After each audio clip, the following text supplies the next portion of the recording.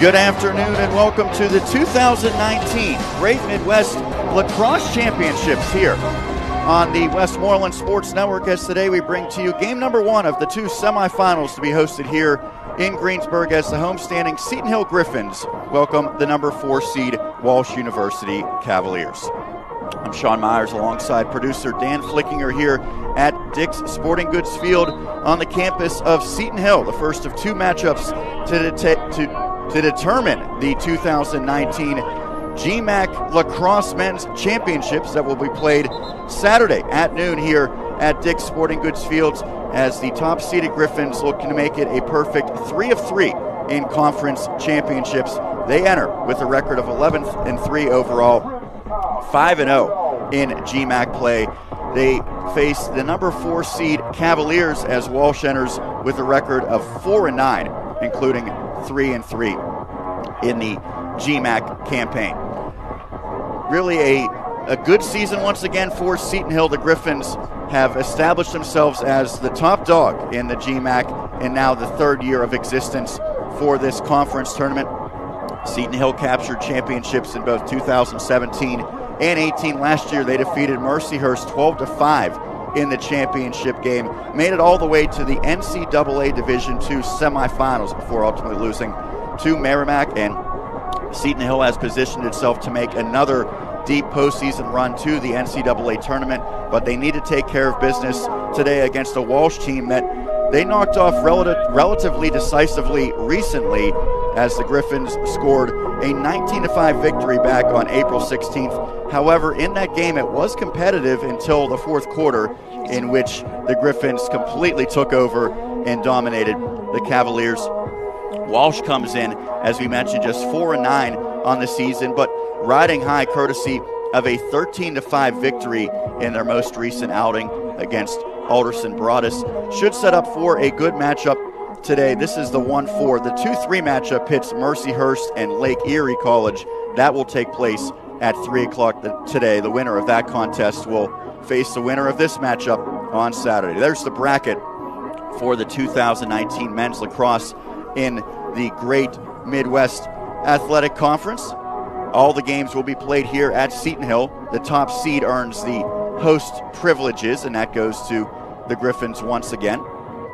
You see exactly how it unfolds with Saturday slated to crown a champion. Seton Hill under the guidance of their very successful head coach Brian Novotny, year number 13. We're going to hear from Coach Novotny in just a matter of moments. 133-76 the record for Coach Novotny in his time at Seton Hill. On the other side, Alex Skavarch in his 5th year guiding the Cavaliers after serving as an assistant prior to that. We're going to take a quick break. When we come back, our own Dan Flickinger will catch up with the head coach Brian Novotny, as we had a chance to talk to him earlier today. We continue our coverage of the 2019 GMAC Lacrosse Championships here on the Westmoreland Sports Network. What can you expect at Seton Hill University? An opportunity to transform the future. A leader in innovative and mobile technology. A personalized education tailored for your interests and your goals. A welcoming community. A big step up to your dream career. As a nationally recognized Catholic liberal arts university, Seton Hill pushes your education, your abilities, and your career to a higher level. Seton Hill University. This way up for progress, possibility, and a brighter future.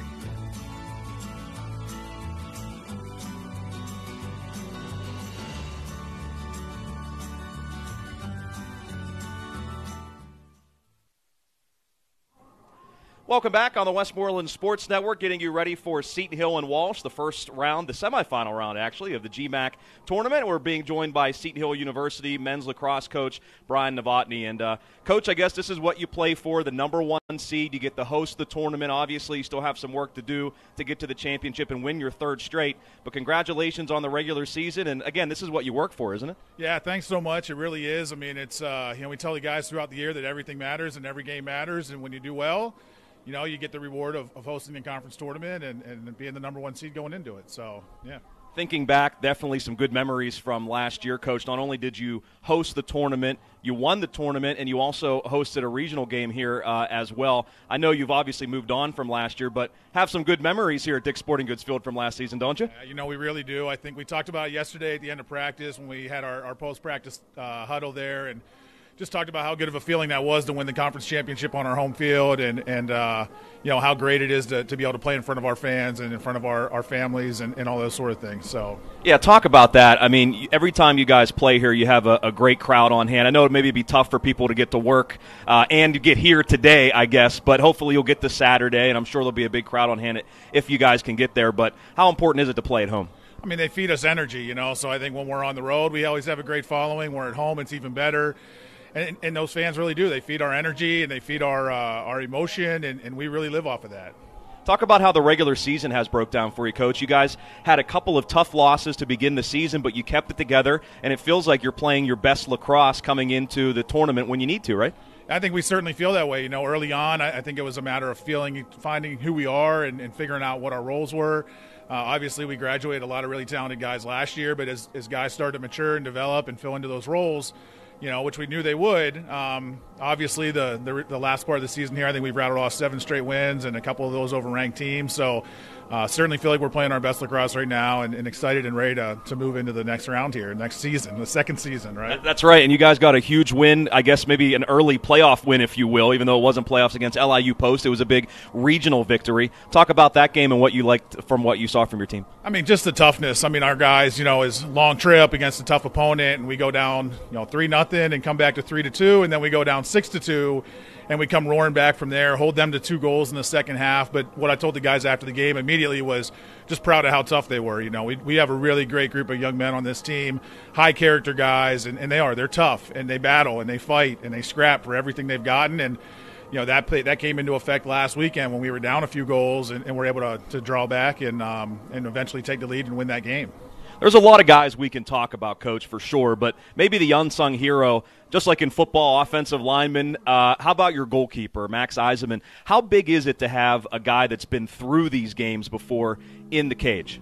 I think Max is just so steady and so consistent with the game that he brings to the table and honestly plays his best lacrosse against our biggest opponents, when he's at his best against our toughest opponents. And, Max had that last week where he had a great game against LIU Post and had a great tournament last year when we were here. Just has had a great season. He's an All-American last year, so you wonder, is he really unsung? But, at the same point, I think he is kind of. I don't know if people talk about him enough on a national stage and on a regional stage. Coach, you guys go up against Walsh today, a team that you beat earlier in the regular season, but what do you expect from them and what do you guys have to do well to win today? I think we got to come out and establish ourselves early. When we played them the first time, they make no doubts about it, they came out to win the game. They played us really tough and really physical. And, our guys did a great job of closing that game out and playing throughout the entirety of the 60 minutes. Today, I think we want to get off to a little bit of a better start than we did the last time. Want to get going and get cranking on offense a little bit sooner. Defensively, I think being steady like we were last game. We gave up 5 goals to them in the first time we played them. So, if we get a game like that where we're giving them 5 goals, we're going to be in a really good spot at the end of the game, I believe. Well, again, I'm sure a lot of folks are working today that maybe can't be here, that hopefully if Seton Hill can win today will be here on Saturday. So they're watching out there. Coach, if you want to give everybody a shout out, I know you guys have a great following. Yeah. Hey, just thank you to all of our family and friends that are tuning in today. Thank you for all the people that are going to be here. And if you can't be here today, make sure you get here on Saturday when we win. All right, there you go. You heard it from Coach Novotny. Coach, thank you so much. Good luck today. Thank you. That is Coach Brian Novotny of the Seton Hill Griffins, and we will be back with more of the pregame and the opening face-off here on the Westmoreland Sports Network. Seton Hill and Walsh coming up. If I could spend every day in the woods or on a stream, I'd do it. Taya had 2 very bad arthritic knees. Without knee replacement, my quality of life would be completely different. I wouldn't be able to do any of those things. I can't say enough about the Excella system. All the staff, the doctors, the nurses, everybody was just incredible. Having a grandson that's 1.5 years old, I realized that my knees are more important than just to be used for walking. Hampton Inn & Suites, North Huntington, Irwin is Seton Hill University's preferred hotel partner. Stay at this brand new hotel where you can relax by the outdoor fire pit or swim in the indoor pool. You'll love everything, from the clean, modern rooms to the free Wi-Fi and the waffles. Hampton Inn & Suites, North Huntington, Irwin, is located just off of I-76, minutes from restaurants and shopping in downtown Irwin. Book now at hampton.com.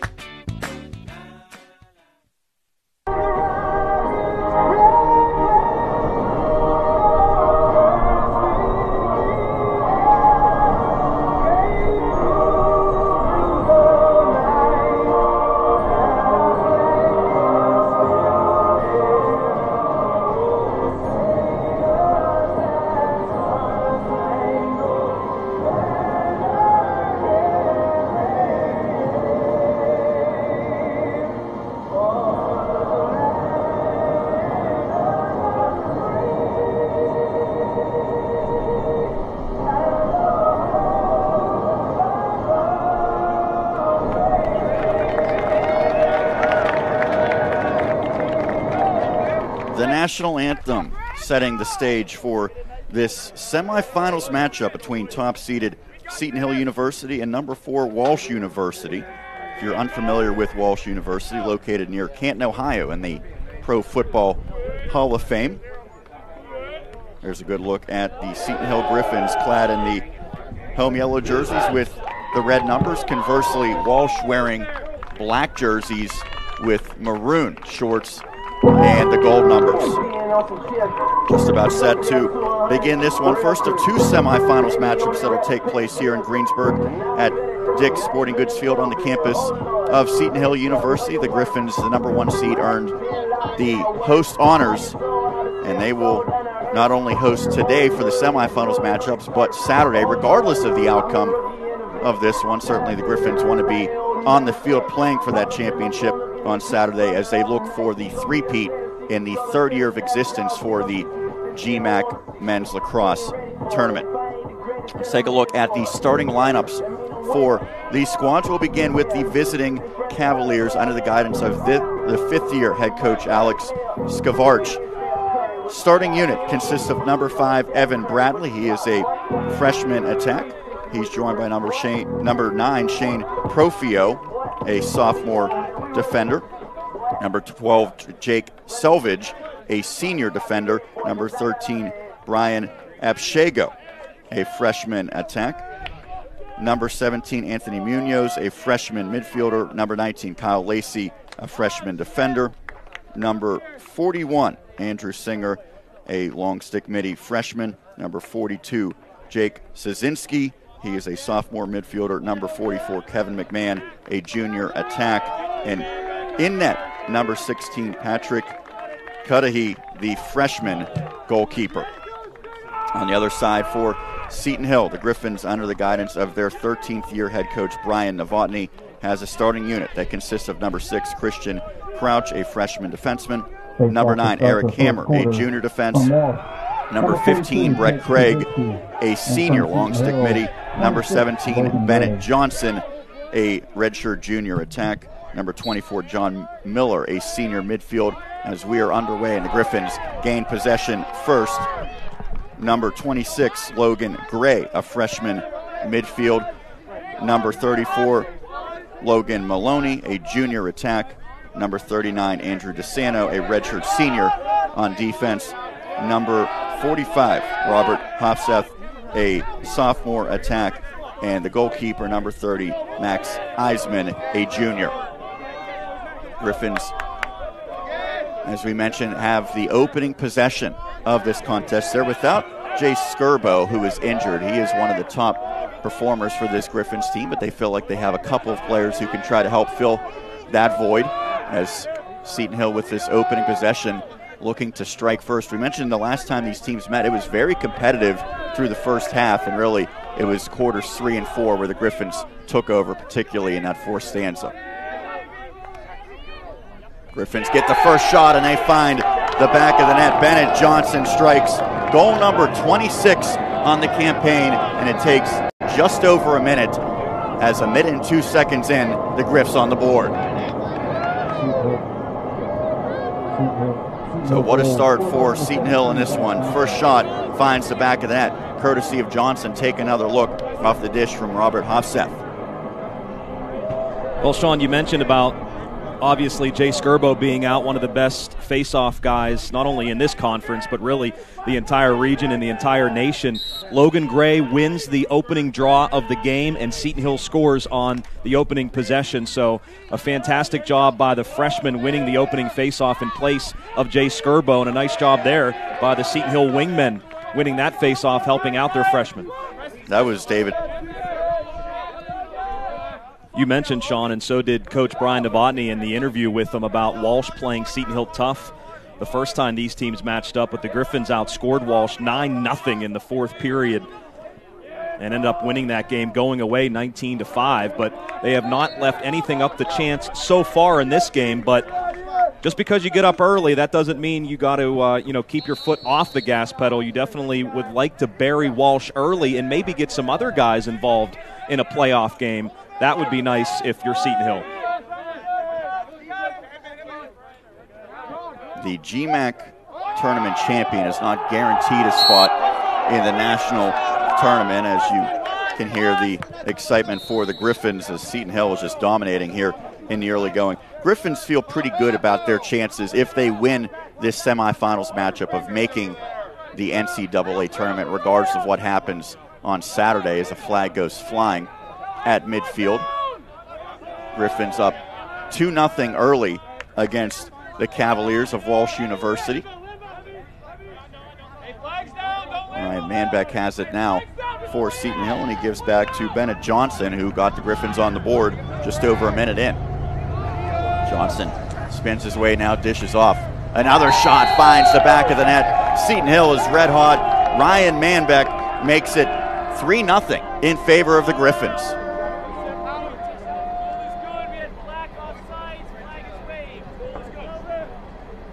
Goal, still at number 31, Ryan Manbeck. Yeah, there was a delayed offsides call there on Walsh. They'll pick up the flag as the Griffins score. Ryan Manbeck, his first tally of the game from long distance as he bounces it into the back of the cage. And what a start here by Seton Hill, which outscored Walsh 3-1 in the first period, the first time these teams matched up back on April 16th. Well, the Griffins already have equaled that production for the first stanza. Goal number 15 of the campaign for Manbeck, the junior out of Garnett Valley. And a whistle off of the face-off, a holding. Well, Seton Hill has come out hungry in the early going, and right now it looks as though the Cavaliers on their heels. They need to try to stop this momentum.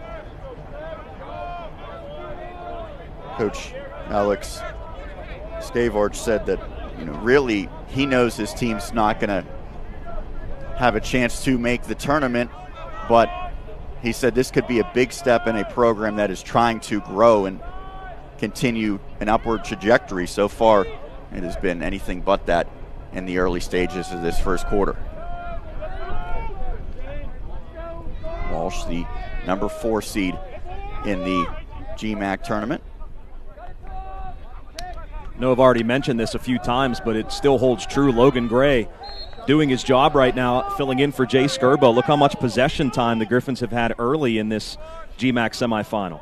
That shot a bit errant by John Miller as the senior missed it high, but possession stays with the homestanding Griffins. This Walsh team just 4-9, but I did mention most recently a victory. The Griffins also coming off of a very important non-conference victory as a loose ball. And Walsh finally gets it in the offensive zone. Good work there by Andrew Singer.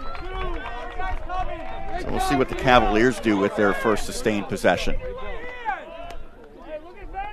Yeah, Andrew Singer, the freshman, 6'2", 223-pounder out of Howell, Michigan, with a nice ground ball pickup there for the Cavaliers. And now they finally look to get some zone time themselves. Talking to the Cavaliers before, they said when they get opportunities, they need to convert those shots, and that time it missed the mark. Really valuing possessions is going to be a key for Walsh. Take a good look at number 44, Kevin McMahon. He's been one of the top performers this season for the Cavaliers. McMahon tied for the team lead with 10 assists. McMahon, an underclassman, a junior. Sean, I talked with Brian Novotny about how important it is to have a goalkeeper that has been through the wars, if you will. Max Eisenman playing in the national semifinals last year, these GMAC tournaments, the championship, so he knows what to expect, and he certainly understands the pressure in these games. That has to be huge for a team to have a goalkeeper that has been through these games. And conversely, Walsh has a freshman between the pipes, Cudahy, in his first GMAC tournament. There's a whistle with the Griffins in possession. Take another look at this opportunity for Walsh. Looked like Eisman maybe got a piece of that as the shot from short distance was attempted there by Walsh.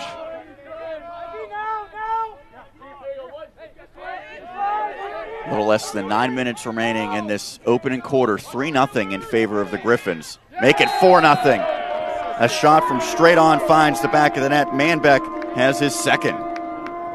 Well, Seton Hill has definitely come out in this game and has made it a point to take control of the game very early. I mean, 4-0 already, and really they haven't had many empty possessions. It seems like every time they've had possession, they've scored. And another long-distance shot by Ryan Manbeck. We're going to have a timeout here called by the Walsh Cavaliers. I don't know that Cudahy has a save yet in this contest, so the Griffins have been clicking at a high percentage. This is a team that on the campaign has 213 goals for entering play today, allowing just 128, and the Griffins outshooting their opponents by about 120 shots this year, 604 in their favor, 482 against. On the other side, the Cavaliers, the numbers not quite as sterling.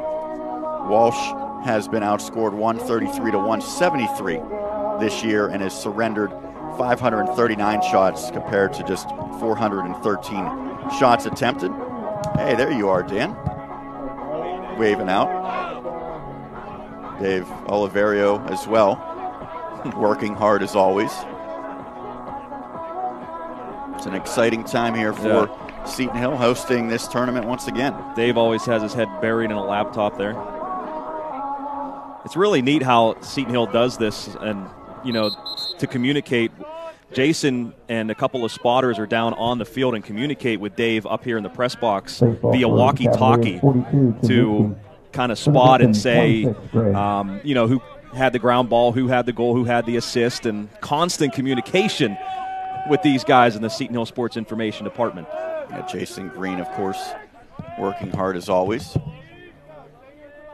So a face-off with 8:47 remaining in this opening quarter. The Griffins already up 4-0 on what has turned out to be a beautiful Thursday so far. Now, there is some rain in the forecast, but we hope that avoids the area, at least during the duration of this contest, as Walsh gets a rare possession.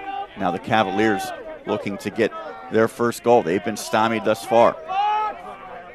Just about halfway through this opening quarter. Less than 8.5 minutes remaining in it.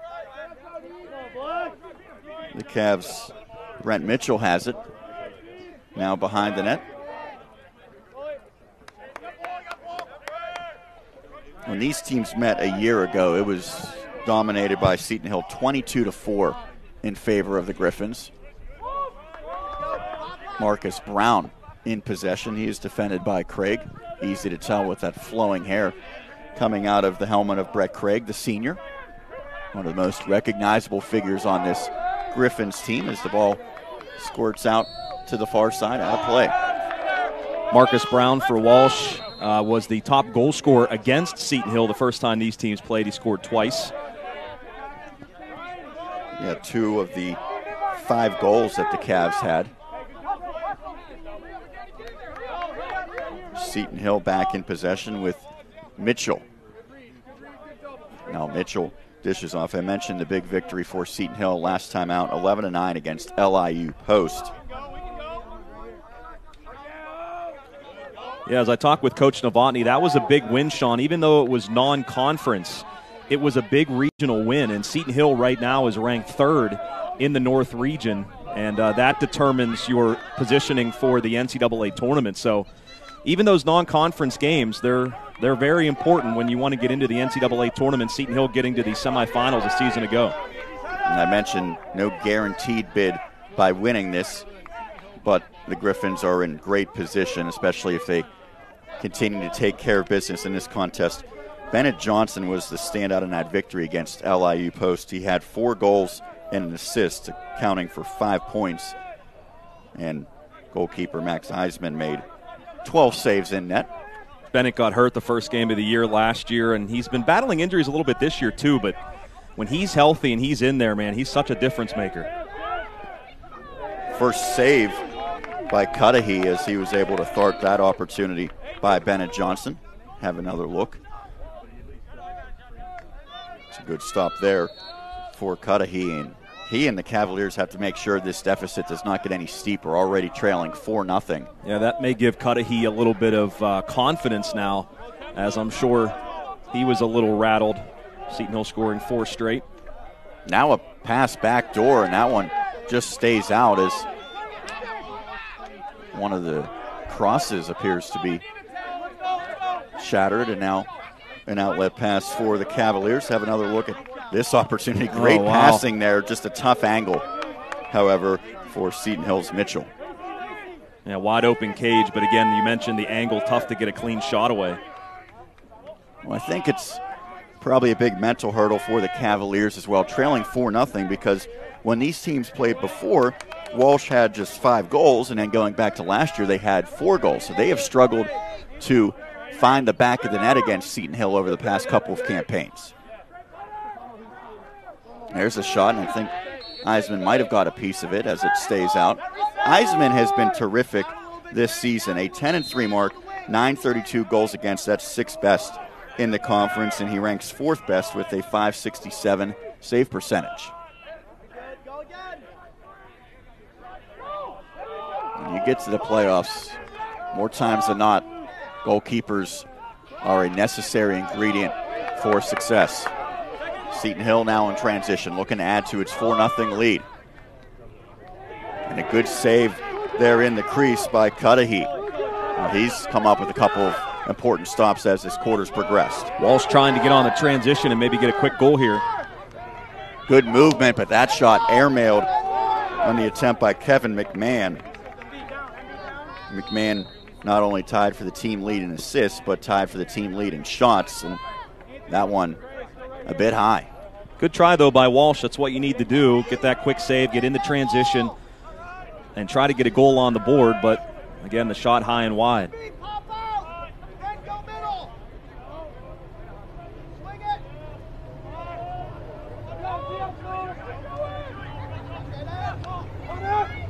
Another shot in close. Well, the Cavaliers have improved their opportunities in possession as Evan Bradley had that chance. Another nice save by Max Eisman. That's what I'm talking about. You're up 4-0. Obviously, you know, you're trying to limit the opposition any way you can, and to have a veteran goalie like that making saves, that's huge. Good defense played by David St. Clair there. Shot clock showing just over 50 seconds remaining. You might be able to catch that on screen periodically throughout our broadcast. GMAC Commissioner Tom Dager is here. I had a chance to speak with him for a couple of moments before this game started, and we were just double-checking with him, Sean, to make sure that men's lacrosse didn't exist in the GMAC before Seton Hill joined, and he said it did not. So this is the 3rd year, as Sean mentioned earlier, that the GMAC has had men's lacrosse after the ECAC dissolved. Seton Hill looking to make it a perfect 3 of 3 tournament championships. Mentioned last year the Griffins won the GMAC tournament, made it to the NCAA semifinals where they lost to the eventual champions. Strong defense by the Griffins as the ball scooped up by Seton Hill and by Brett Craig. So a ground ball for the Griffins, and now they come in transition. Yeah, Craig scooped it up. Eric Hammer, one of the defenders all over one of the Walsh. Ball is loose. And that one just stayed out. Good reaction by Cudahy, and I could hear it from here. Smack off and then trickle away from him, but he was able to get it back. Now a bouncing shot for the Cavaliers off the mark. I believe that was Kyle Lacey on the opportunity. You see Cudahy coming up with it and quickly moving it to his teammates for transition. Now the Cavs have settled in, but down 4-0. They're going to have to be more than playing even with Seton Hill. They'll have to be the better squad. There's a shot. Now Eisenman trying to scoop it up, and ultimately his teammate there, as the cross goes flying, the Cavs have it back. Man, Max looks so sharp early, Sean. He's making these saves look easy. A backdoor feed. Eisenman down to his knees. I'm not sure if that one made it quarter number one. Turning shot, ricochet, never made it through, and now the Griffins have it in the form of Clayton Payson.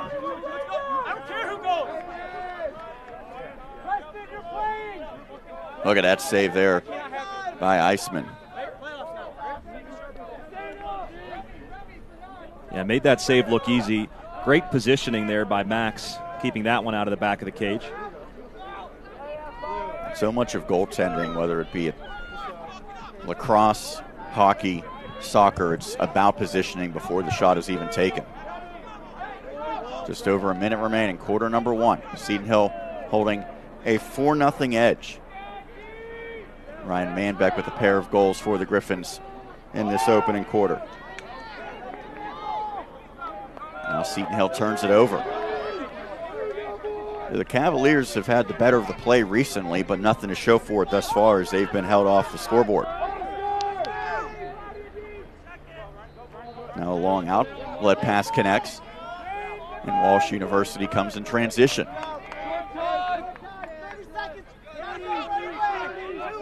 30 seconds remaining in the first quarter. Now a whistle as the clock stops with 27 seconds remaining. Griffins have it back.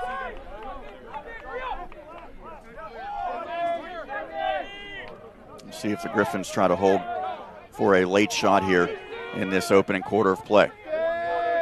Sean Myers on the call, joined by Dan Flickinger here on the Westmoreland Sports Network. Thanks for tuning in.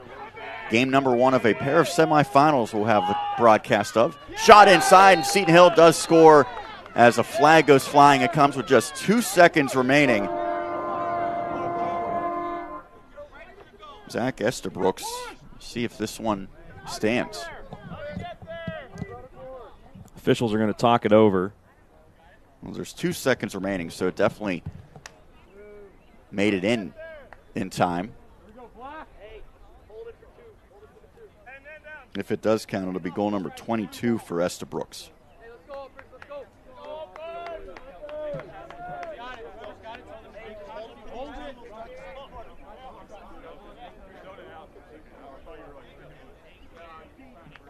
Have another look.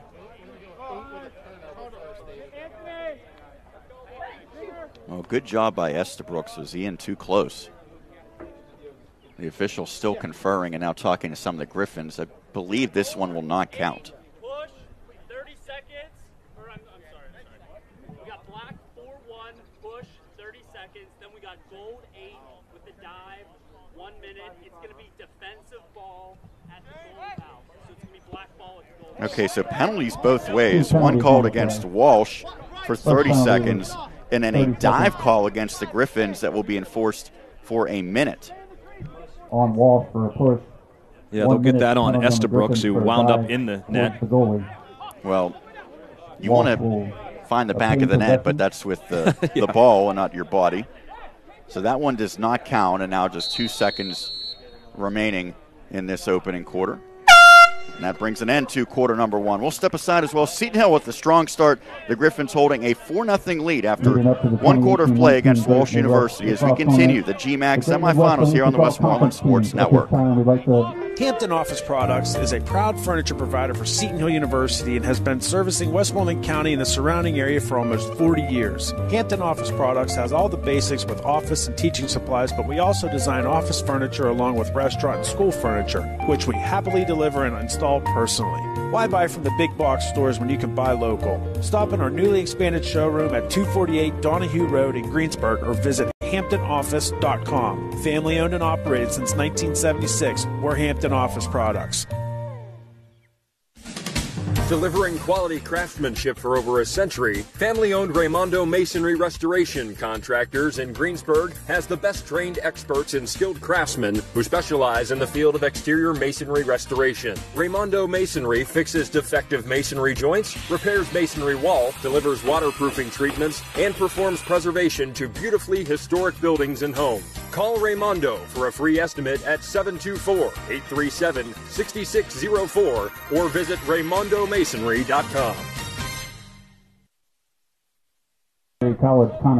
First quarter complete. Seton Hill holding a 4-0 lead over Walsh in this number 1 versus number 4 semifinals matchup here in Greensburg. Sean Myers alongside Dan Flickinger on the call. Good start for Seton Hill. The Griffins with an 11-6 shot advantage in that opening quarter of play.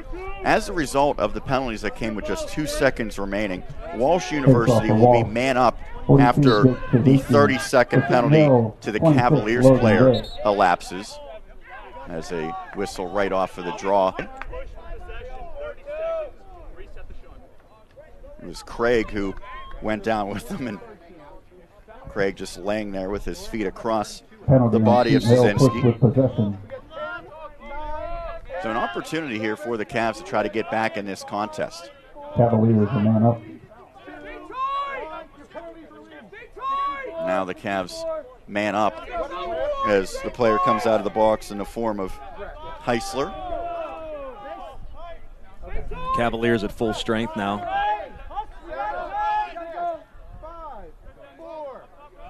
Bryden Heisler back onto the playing surface as Seton Hill gets a man back, and now that shot ripped wide. This is probably the situation where the Cavs have to capitalize, because scoring goals against Seton Hill the last couple of matchups has been a difficulty. And now the Griffins do have a man back. Clayton Payson back on the field. David St. Clair before him, and now we're all evened up. That shot off the mark, just over a minute into quarter number 2. 4 15-minute stanzas for the men. This Griffin squad has been the cream of the crop in the GMAC the first 3 years of existence. Looking to win its 3rd conference tournament championship.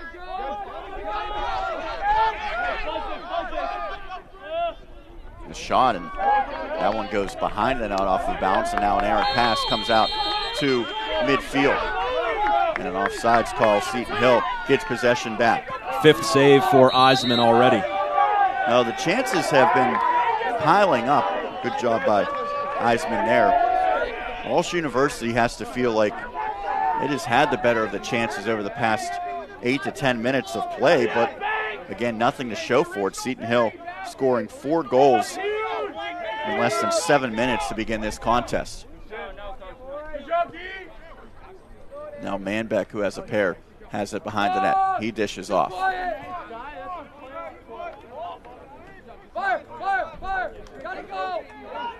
And the Griffins score once again. It's Colin Mitchell. Goal number 17 for Mitchell. Seton Hill strikes first in quarter number 2.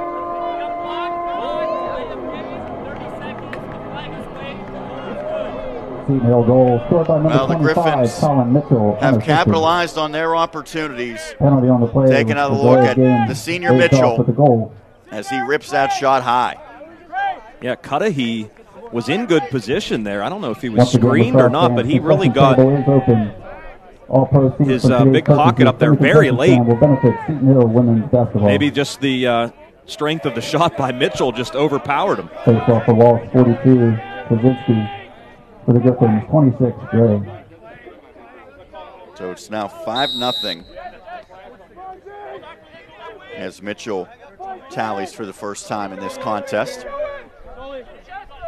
Battle for the draw. Well, I think you would call this one a stalemate. Maybe. Don't see this too often. Hey, Logan. Oh, I thought Gray had it. I think he might have. Spoke too soon. Ultimately, Walsh gets possession. Oh, man, huge hit. Yeah, hitting the deck hard is Szynski Flag came up as well. To hope that Szynski's okay, as there's the subsequent whistle. And there's some physicality taking place. Look at Szynski when he scoops it up. He's absolutely hounded. Oh, so man. It goes against Seton Hill's John Hofseth. That's roughness. laying the lumber right there and the unnecessary roughness. Sorry, Sean Hofseth came out of nowhere and just buried him. And can't do that. Well, the Cavs need to find some spark. Now 3 minutes into quarter number 2. They're still facing the shutout. Movement up top for the Cavs. Hofseth, by the way, Sean's been out for the last couple of games. There's a shot, and finally the Cavs score. It's Brent Mitchell with goal number 15 this season, and that was certainly much needed for the visitors. So Brent Mitchell, man up. Cavalier goal scored by number 21, Brent Mitchell. Second consecutive goal scored by Mitchell as Brent matches Colin. Man up goal. Cavaliers 21, Mitchell. Well, again, as I mentioned, John Hofseth, one of the top goal scorers. He was the top goal scorer actually on this Seton Hill team when he went out of the lineup, and now back into the lineup, and maybe not the way you want to, I guess, come back. You help lead to the first goal of the game against you with that foul. Yeah, it is now Robert Hofseth who leads Seton Hill in goals scored, 30 entering today. That's the third best mark in the GMAC as Craig comes up with the ground ball off the draw. Logan Gray, by the way, a local product out of Cannon McMillan High School. Seton Hill holding a 4-goal lead. First 5 of this game came courtesy of the Griffins, but the Cavaliers struck for their first most recently. Seton Hill gets it right back. Beautiful passing, and the finish by Bennett Johnson for her second as he shot that one into a gaping net. It's 6-1 Seton Hill. Well, that's just too easy for Johnson. He's going to finish that 99% of the time at the net. Yeah, every day of the week, twice on Sunday, Sean, right here. This finish by Bennett Johnson. On the assist, number 45, Robert Hofseth. Oh, it's great movement, and the dish was right there. Johnson, the equivalent of a one-timer from Robert Hofseth. For the Griffins, 26. Yeah, when you look at that goal,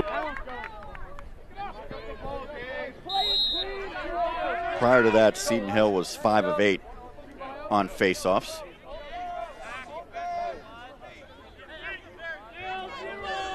A little more than 4 minutes into quarter number 2. The Griffins have struck twice in this stanza.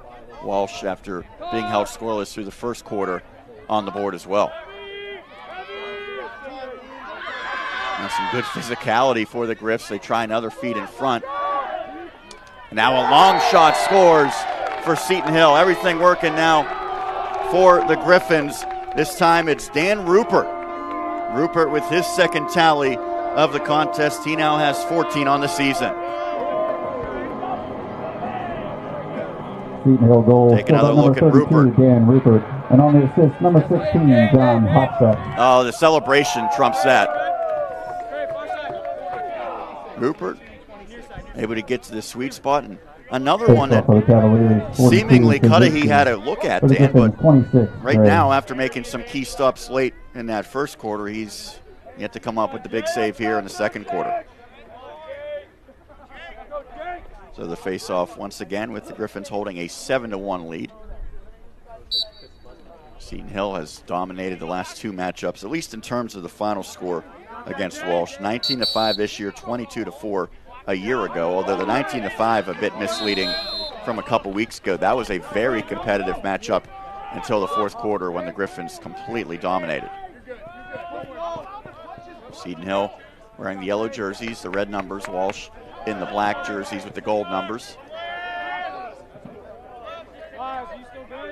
Now the Cavs have it off the face-off, and more times than not when they've had possession, they have not been able to get great opportunities. If you'd like to email us, we'll read your email on the air. Just click on where it says email us, and I'd like to wish good luck to the Griffs today, watching from work perhaps. Can't make it to this midweek, well, not midweek, end of the week, but weekday game.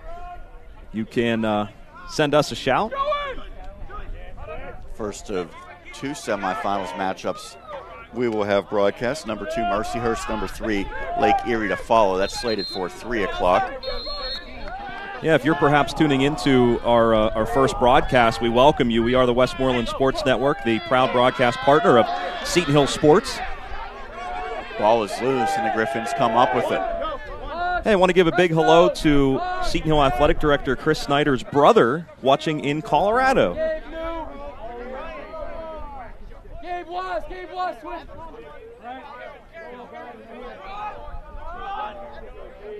So the Griffins trying to add to this 6-goal advantage. 7-1 Seton Hill, nearing the halfway point of quarter number 2. Griffins have been good with the ball movement in this quarter. Turning shot from a tough angle, and that time Cudahy comes up with a stop. And the Griffins continue to outshoot the Cavaliers, although the shot clock a lot closer than the game score at this point. 15-10 in terms of shots in favor of the Griffins.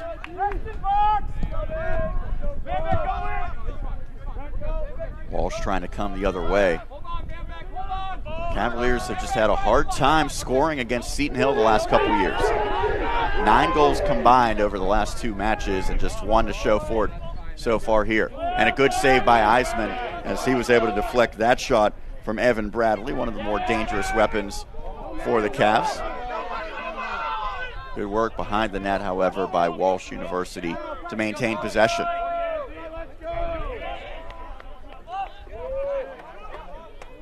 This Walsh squad really struggled a year ago, 2-11, 2-5 in the GMAC, so definitely a step forward this year, but so far they appear to be somewhat overmatched in this battle. Still a lot of time left, and that shot airmailed by Tyler Stowell.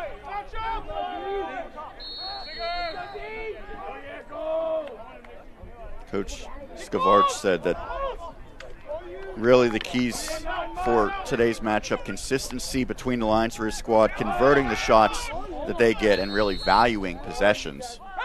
Well, definitely have not converted the shots they've gotten, no doubt about that. We've seen some good possessions as this first half has progressed, but ultimately you have to have something to show for it. Griffins have their sights set on bigger things this season. Victory here all but assures Seton Hill an opportunity to the NCAA tournament, where they reached the semifinals a year ago, losing 16-9 to Merrimack, the eventual champion. Yeah, again, Seton Hill third in the North region as we have markers fly.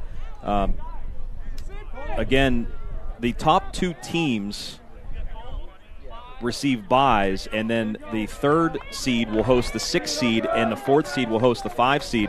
They actually expanded the field this year, Sean. They previously only had the top 4 make it in the region. Now it's the top 6.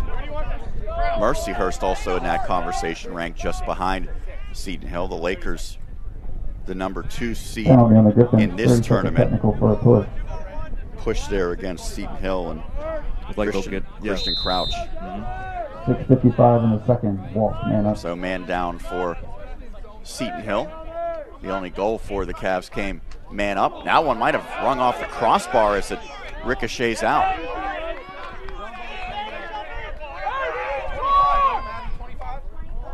And now the pass stolen. Good defense by Seton Hill. Now the Griffins have been very impressive as Banks Wilson came up with the thievery. Now he dishes off, and a good shot the other way as Florida John Hosseth had that chance. And even man down, Seton Hill has looked dangerous.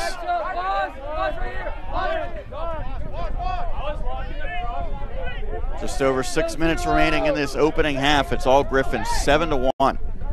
Seton Hill scored the first 5 goals, and they also have the last 2 goals.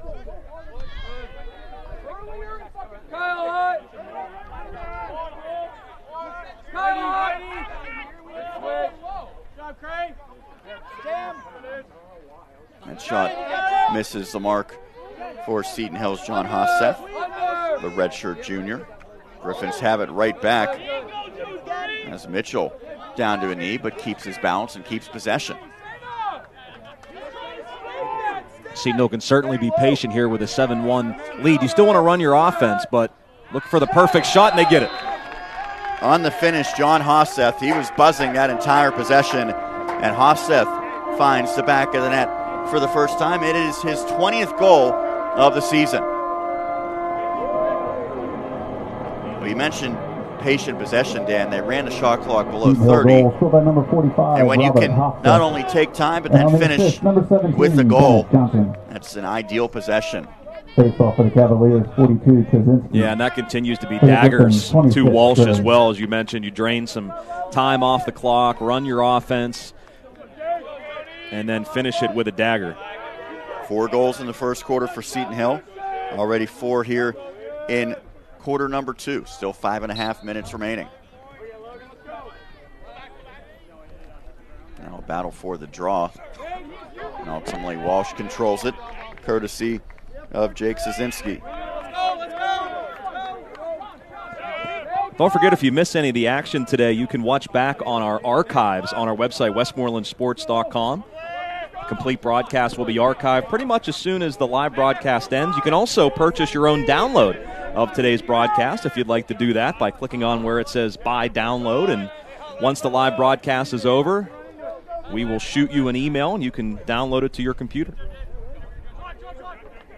Walsh tries the other way, and that one ricochets high into the air where Eisman is able to snatch it. And for those who might be unfamiliar, we're broadcasting lacrosse now, but in terms of Seton Hill athletics, baseball, softball, as well as Lemons Lacrosse prominent here in the spring, and then of course the fall and winter sports as well. We have both audio and video broadcasts of.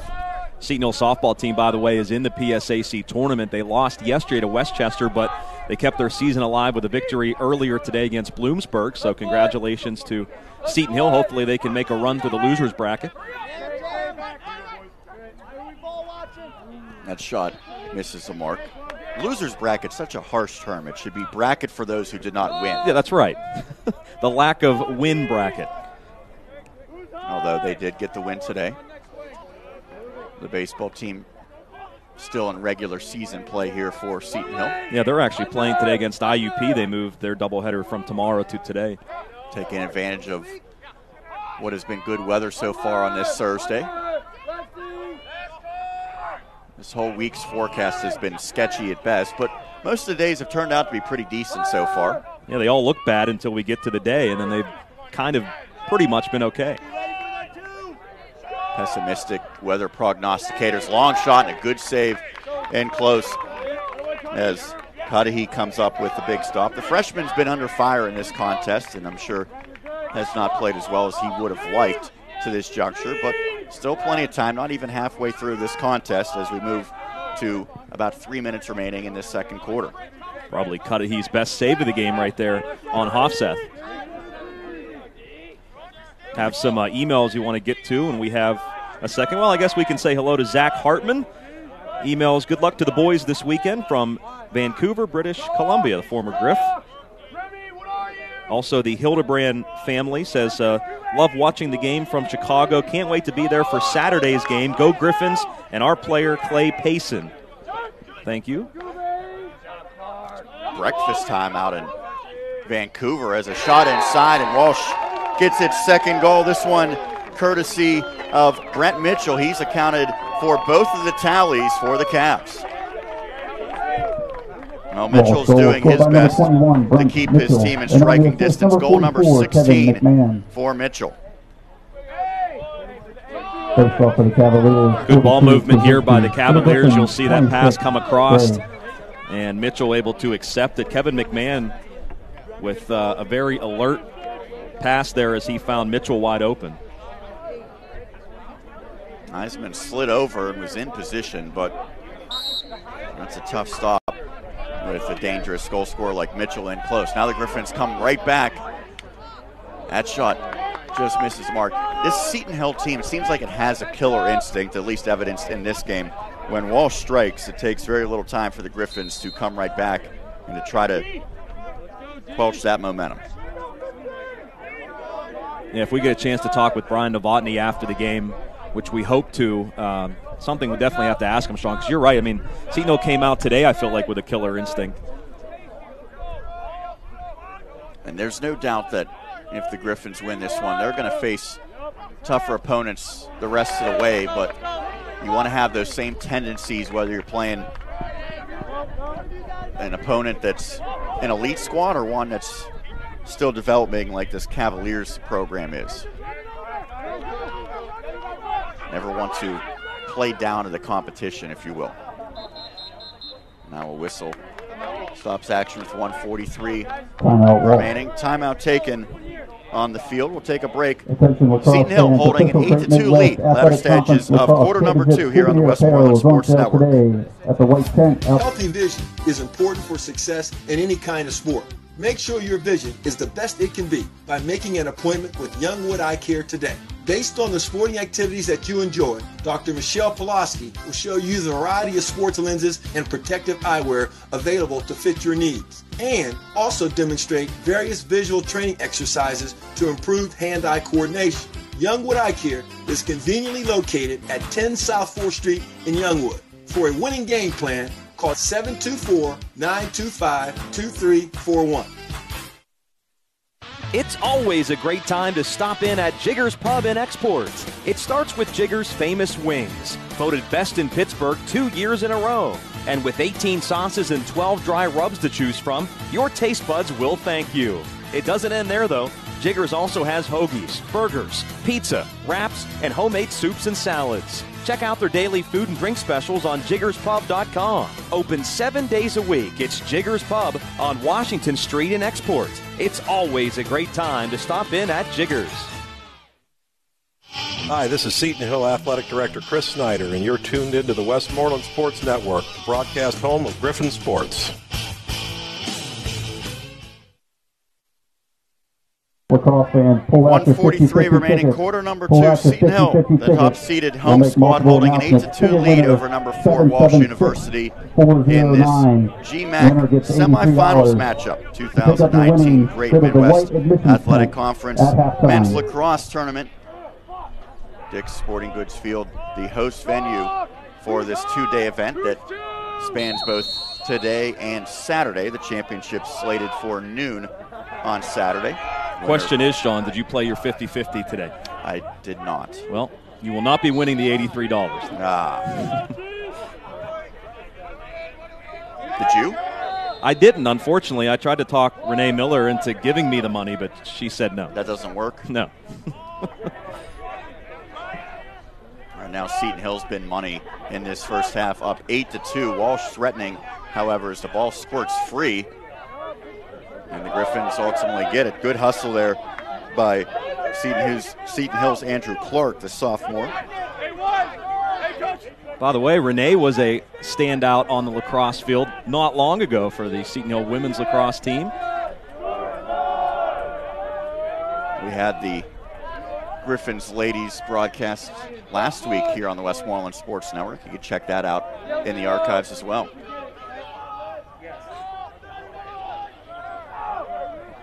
Are you still in shape, Renee, to do it again? No, she says.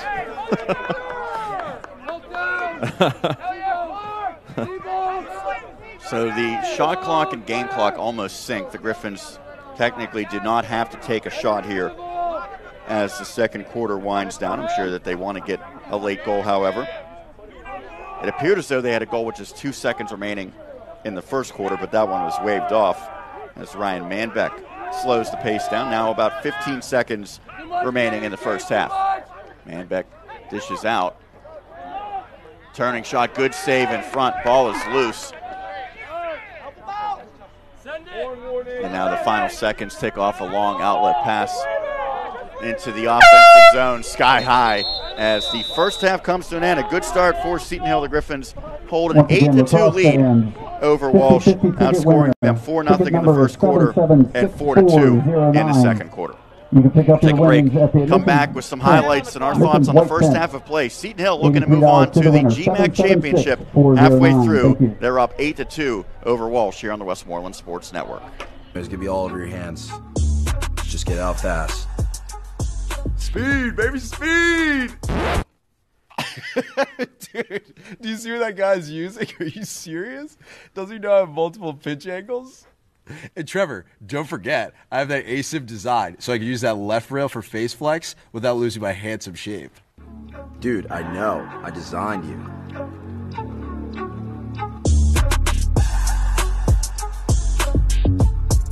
Let's go.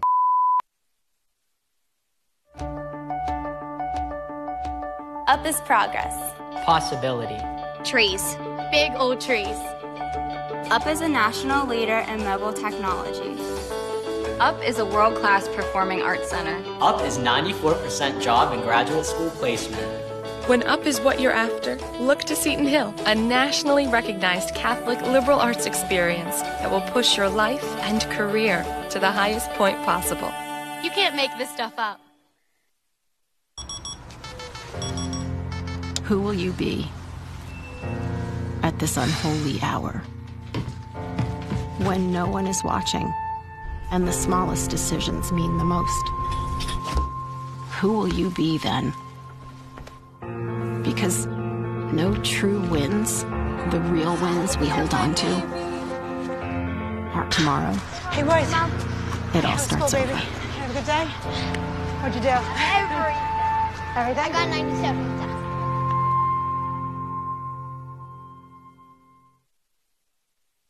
The roar of the crowd, the crack of the bat, the thousands of tackles, ground balls, and patterns run that earn the victory. AstroTurf helps make all these experiences become a reality. Since 1964, AstroTurf has been focusing on player safety, product durability, and game day performance.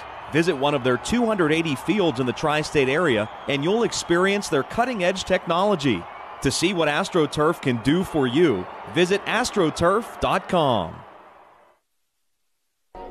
We have reached the halftime here at Dick's Sporting Goods Fields on the campus of Seton Hill University in Greensburg. The homestanding Griffins, the top seed of this GMAC tournament, leading number 4 seed Walsh University 8-2 through the first 30 minutes of play. I'm Sean Myers alongside Dan Flickinger, my colleague and producer for today's matchup. Really good start for the Griffins. They scored the first 5 goals of the opening half, and they, for the most part, held the Cavaliers at bay. They're looking to go 2 of 2 this season against Walsh University. These teams met not too long ago, back on April 16th. It was a 19-5 victory for Seton Hill. That was a second half dominated by the Griffins. Today, it was a strong start for Coach Novotny's squad. And Dan, this is exactly what Seton Hill wanted to do out of the gate, jumping up early against opponent that, quite frankly, they're supposed to beat. Yeah, and that doesn't always happen. I mean, when you get into situations, you see it in every sport at every level. Teams you're supposed to beat, you come out and maybe you're a little bit sluggish when you're maybe looking ahead to playing Mercyhurst again for the championship, or Lake Erie, whoever wins that second game that we'll be having here on our network a little bit later on after this one's over. But you see it a lot, and I give credit to Seton Hill because, you know, they're the number 1 seed coming off of a big win against LIU Post. You could see them coming out maybe a little bit sluggish and maybe understand that they would do that, but they didn't. They came out and really took it to Walsh early, and Max Eisenman also once again was very solid in the cage for Seton Hill, making some big saves, and it's a 6-goal deficit right now, and the Griffins just need to finish it off. We mentioned Seton Hill, the number 1 seed. It was sort of interesting how this played out. The Griffins with a 5-0 conference mark in the GMAC. That is one less game than most of the other teams because Seton Hill had a game canceled as a result of lightning. It was actually supposed to be the senior day for the Griffins against Davis and Elkins. Mercyhurst 5-1, so equaled Seton Hill in the win column, but the Lakers had 1 loss. Lake Erie 4-2, Walsh 3-3. Those are the 4 teams that reached this tournament. Davis and Elkins finished at 1-4. Wheeling Jesuit and Alderson Broadus at 1-5 rounded out the GMAC standings of the 7 teams that participate in men's lacrosse. Let's take a look at how this first half played out. We mentioned the strong start for Seton Hill. The Griffins got on the board just over a minute in as Seton Hill struck first, courtesy of Bennett Johnson. Griffins, however, were not perfect as Walsh had some goals in that first half as well. Now let's take a look at how it started. We mentioned just a minute and 2 seconds in, Johnson finds the back of the net. Seton Hill took the 1-0 lead. Johnson's 26th goal of the campaign, but they added on less than a minute later. Dan Rupert made it 2-0 in favor of Seton Hill, and then Ryan Manbeck struck for a pair of first period goals. Manbeck awfully impressive. The Griffins ended up holding a 4-0 lead after the first 15 minutes of action. There's the second by Manbeck, that coming with 8:47 remaining in quarter number one. Seton Hill also struck first in the second quarter, making it 5-0. It was Colin Mitchell less than 3 minutes in. Finally, however, Walsh did get on the board courtesy of Brent Mitchell. Mitchell actually accounted for both of their first half goals. That made it 5-1, but a quick response by Seton Hill. Bennett Johnson, less than a minute later, extends the lead back to 6-1 for the Griffins, and they were not done. That was the first of 3 consecutive for the home squad. Dan Rupert found the back of the net for his second of this contest. That made it 7-1 with 10:33 remaining. And John Hofseth also struck beautiful feed and a finish in tight. Hofseth, with 5:30 remaining in the quarter, made it 8-1 in favor of Seton Hill. The final goal of the half came for the visitors. Walsh gets its second courtesy of Brent Mitchell, making it 8-2, 2:39 remaining when Mitchell found the back of the net. That's where we stand. Look at some of the stats for the first half. 22 shots for Seton Hill, 17 shots for Walsh, and the ground balls in favor of the Cavs, 13-8. A little surprising there. Seton Hill winning 7-5 on faceoffs. The Griffins perfect, 11 of 11 on clears, 8 of 10 for Walsh. Penalties, 4 against Seton Hill and 1 against the Cavaliers. 180 seconds of penalty time for Seton Hill, 30 for Walsh. That's probably just one of the very few areas that Coach Novotny will need to clean up. Seton Hill looking to make it a perfect 3 of 3 in GMAC tournaments as the Griffins claimed titles in 2017 and 18, the first 2 years of existence for the GMAC men's lacrosse tournament. We will take a break, come back, get you set for third quarter action. Seton Hill claiming an 8-2 lead. The top seed Griffins looking to punch their ticket to the championship on Saturday as we continue our coverage of the semifinals here on the Westmoreland Sports Network. An engagement ring from Beakley & Company Jewelers? A carefully curated collection of rings. Our in-house design team can also help you design the perfect ring. Competitive with internet pricing. Service work done on the premises. Fast. Receive a Bridal Gifts of Celebration gift bag, our gift to you with special offers from local vendors. Receive a $100 gift card for a future purchase. We're a family-owned business, and your experience will be informative and fun. The gem in the heart of Greensburg with convenient evening hours. Dino's Sports Lounge presents Mouth-Watering Wings, voted the best in the state of Pennsylvania. 20 ice-cold beers on tap, giant man-sized sandwiches, and all sports known to mankind on multiple plasma and big screen TVs everywhere you look. It doesn't take a genius to figure out Dino's is the place for the real sports enthusiast. Dino's Sports Lounge, 2 locations, Route 30 Latrobe and Greensburg. Dino's reminds you to drink responsibly, have fun, stay safe. Hey Griffin fans, this is Seton Hill Sports Information Director Jason Green, and you're locked in to the Westmoreland Sports Network.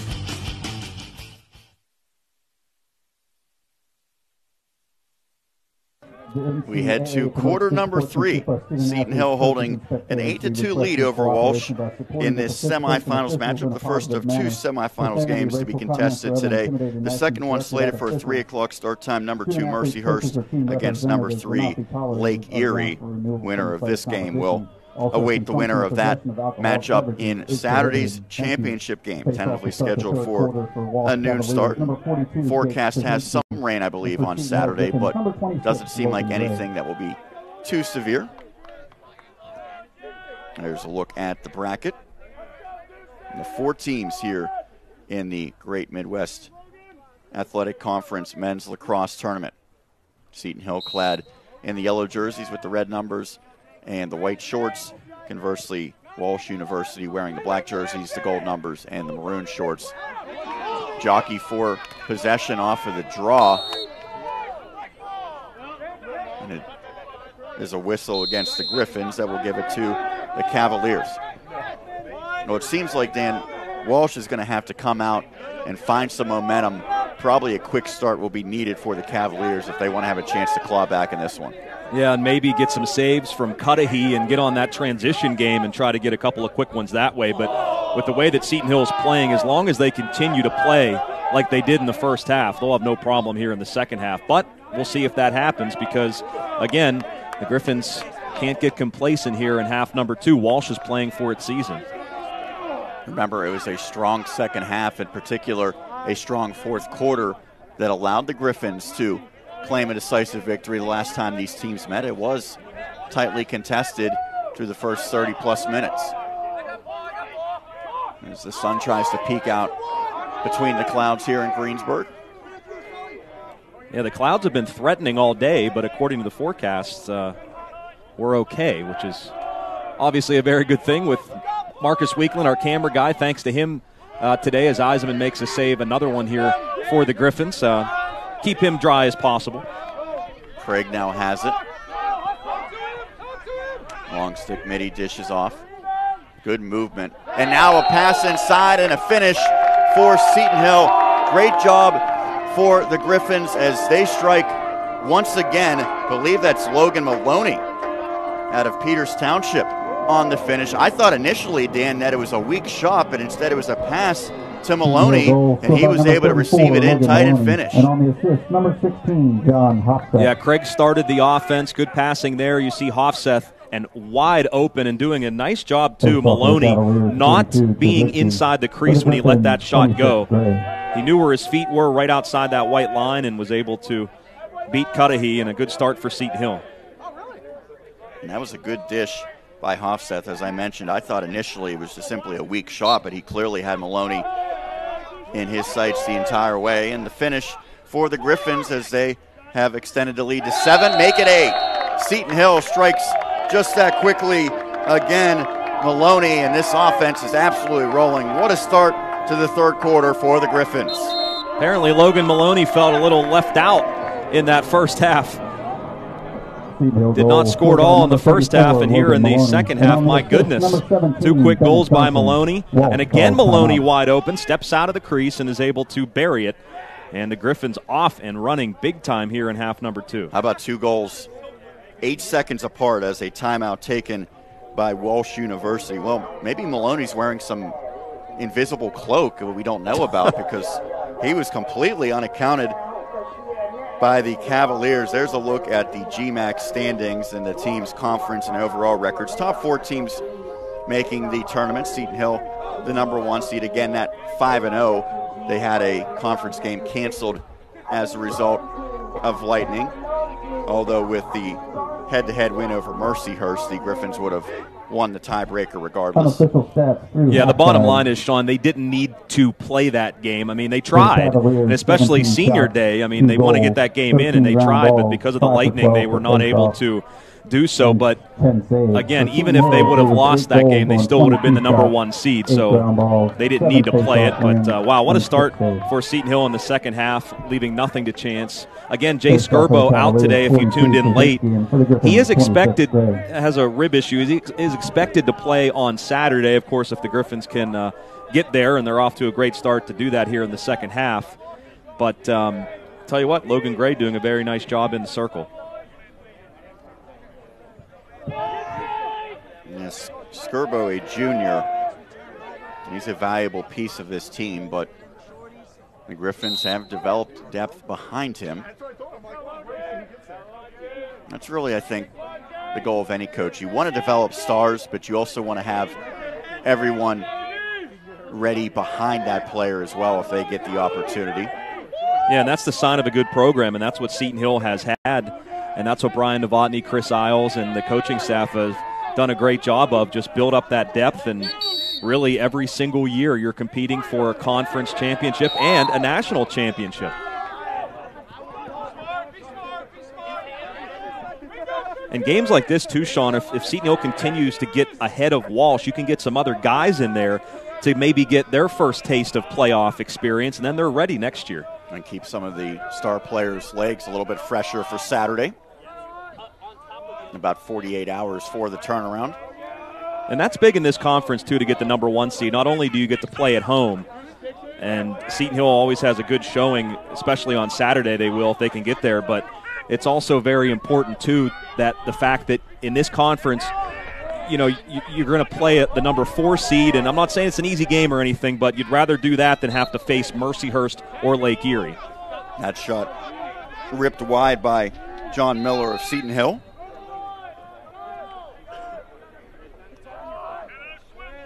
Well, the Griffins completely dominating this third quarter so far through the first 3 minutes. This looks like the beginning of the game. That shot snatched by Cudahy. Needed to come up with a stop. I think it was Maloney again on that chance. It was. Looking for his third consecutive tally. Trying to bury one from long range. He was calling for it, Sean. He's feeling it like a three-point shooter. You see Cudahy sniff that one out. Walsh comes back the other way. No, it's never felt like the Cavaliers have seized momentum at any point in time in this matchup. Even when they had some sustained possessions in the first half, not able to really string together goals. Is that shot off the mark by Stowell?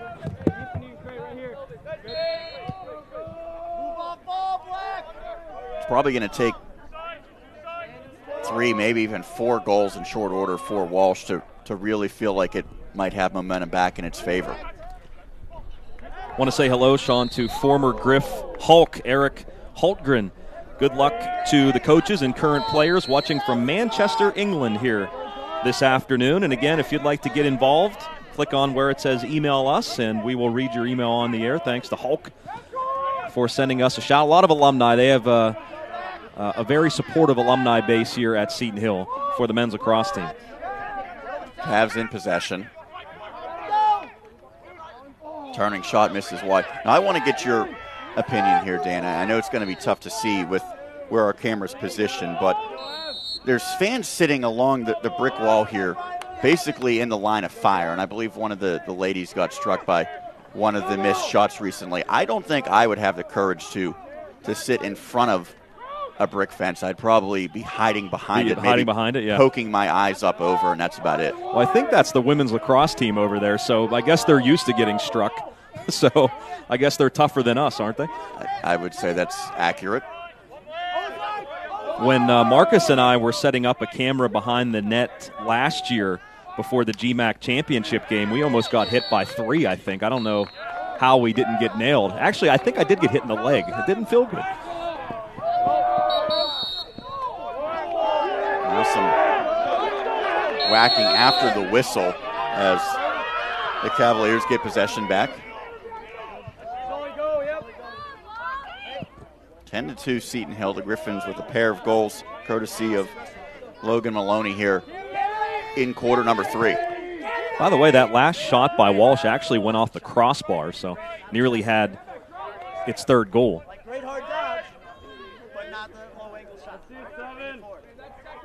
In addition to both games of the semifinals here in this men's lacrosse tournament, Westmoreland Sports Network also with some baseball slated for today.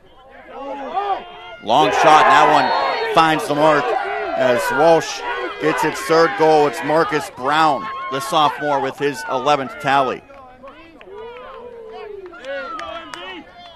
So Brown, that time able to go 5-hole, if you will. Walsh Cavaliers goals scored by number 22, Marcus Brown. Another look at Brown's tally. Got a lot behind that. For the Cavaliers, 42, Kaczynski. Yeah, he really did. He took a hard shot from, I think it was Brett Craig. Yeah, knocked him over. He was able to shake free of Noah Bussard, the sophomore out of Bethel Park, got the shot away. Boussard, I'm sorry, Noah Boussard. There's a decent amount of WPAL products on this Seton Hill squad, and I think that lacrosse is continuing to grow at the high school level in Western Pennsylvania. There's another contested draw here.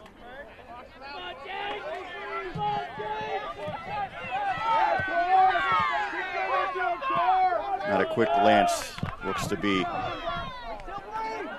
probably about 10 WPIL products on the Griffins roster. Seton Hill trying to transition from defense to offense here. 8.5 minutes remaining, quarter number 3. The Griffins have led the entire way. They struck first 1 minute and 2 seconds into the opening period, and they have not looked back. Griffins with the first 5 goals of this contest. It was an 8-2 lead at the half. Now 10-3. Behind the cage, out the other side. Seton Hill strikes again. The Griffins rolling. John Miller finds the back of the net. Just over a minute after Walsh scores, Seton Hill gets it right back. There you got the fans that are lined up along the wall. Now they're on the right side and not getting hit, Sean, but the women's lacrosse team, you can't see them. They're sitting down in front of the wall. They're here to support their counterparts.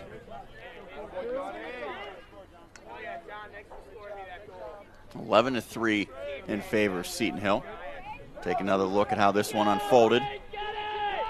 Point blank opportunity, Los, far side, courtesy of Miller. That's a tough shot. Back to action, Seton Hill controls the draw once more. It's been a recurring theme for the Griffins. Now the Cavs try to transition.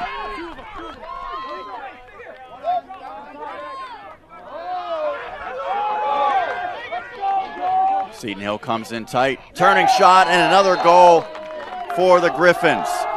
Now Seton Hill converting on its third quarter chances, John Hofseth.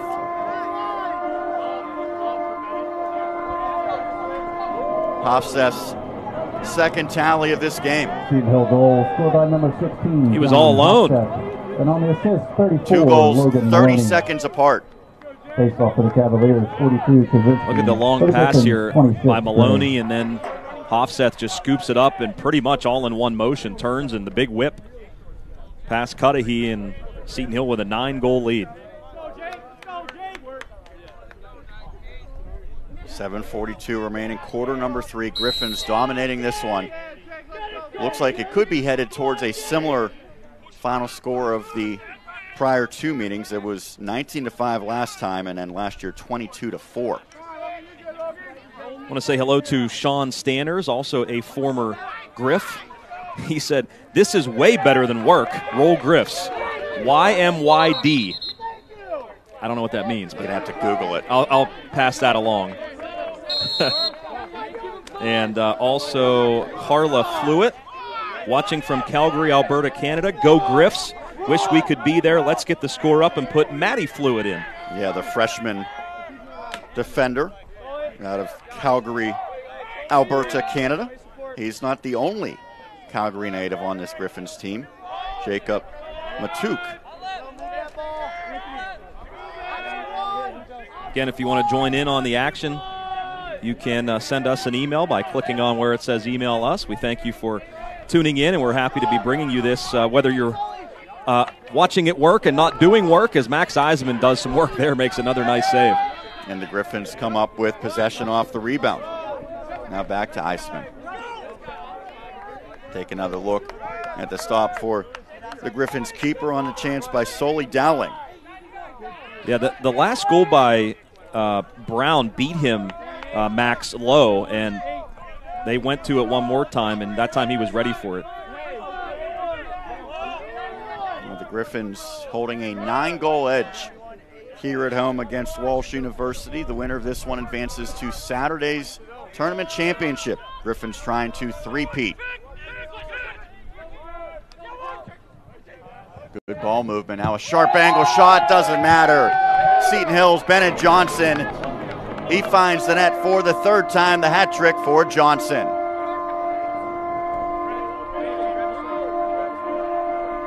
Now Bennett Johnson now with 28 goals in 2019. Goal scored by number 17, Bennett Johnson, and on the assist, 99, McGarry Harper. We've seen Seton Hill go up high a number of times and rip the twine.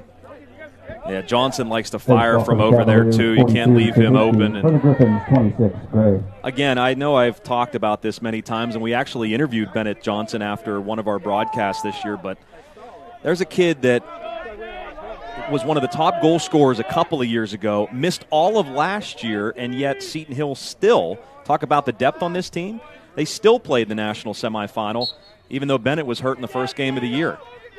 So there's just so much depth that continuously comes through for Brian Novotny.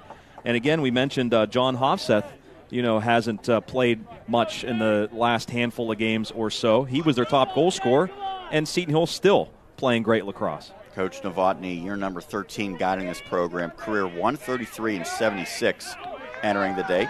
Also was a high school coach at Mount Lebanon and Franklin Regional prior to joining Seton Hill.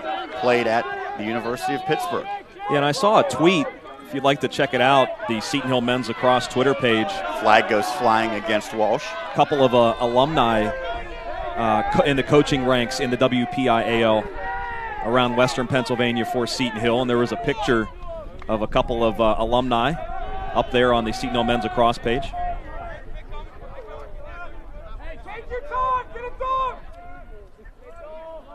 It always has to make you feel proud as a head coach. I talk with Seton Hill baseball coach Mark Marizaldi about it a lot. The coaching tree, guys that have played here and have gone on to coach high school or college, always makes you feel good as a head coach. You can make an impact like that.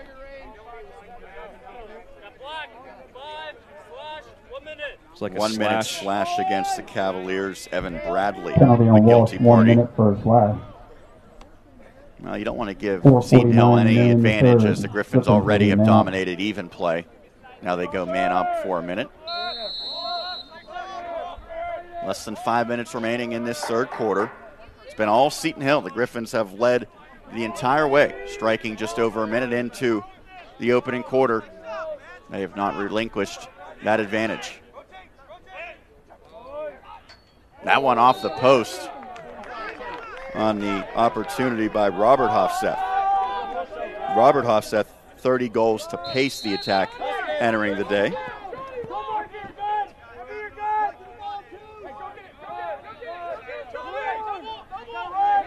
Griffins really doing a good job playing with the lead. Leading 31-23 in the shot column. Craig has it now.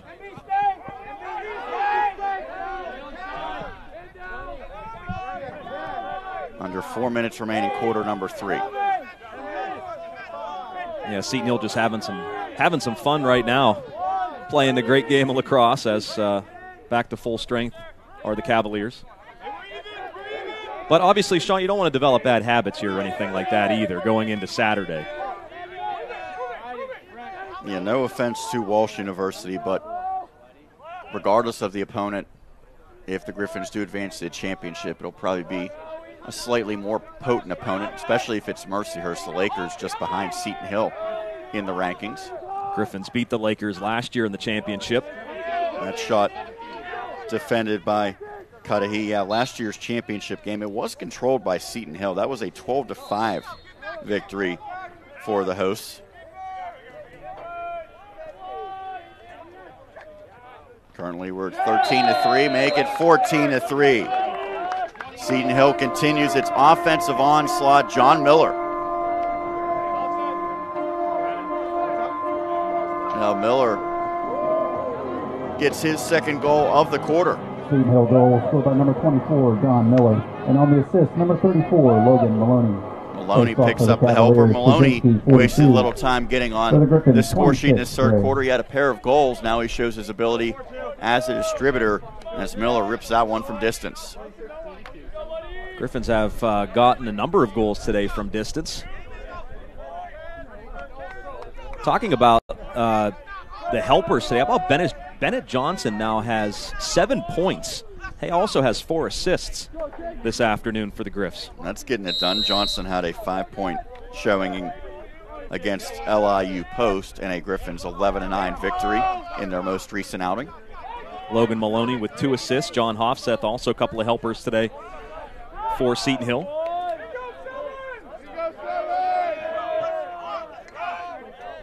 An 11-goal lead for the host Griffins here in the first of 2 semifinals games to be contested on this beautiful Thursday in Greensburg. Dick's Sporting Good Field, the venue.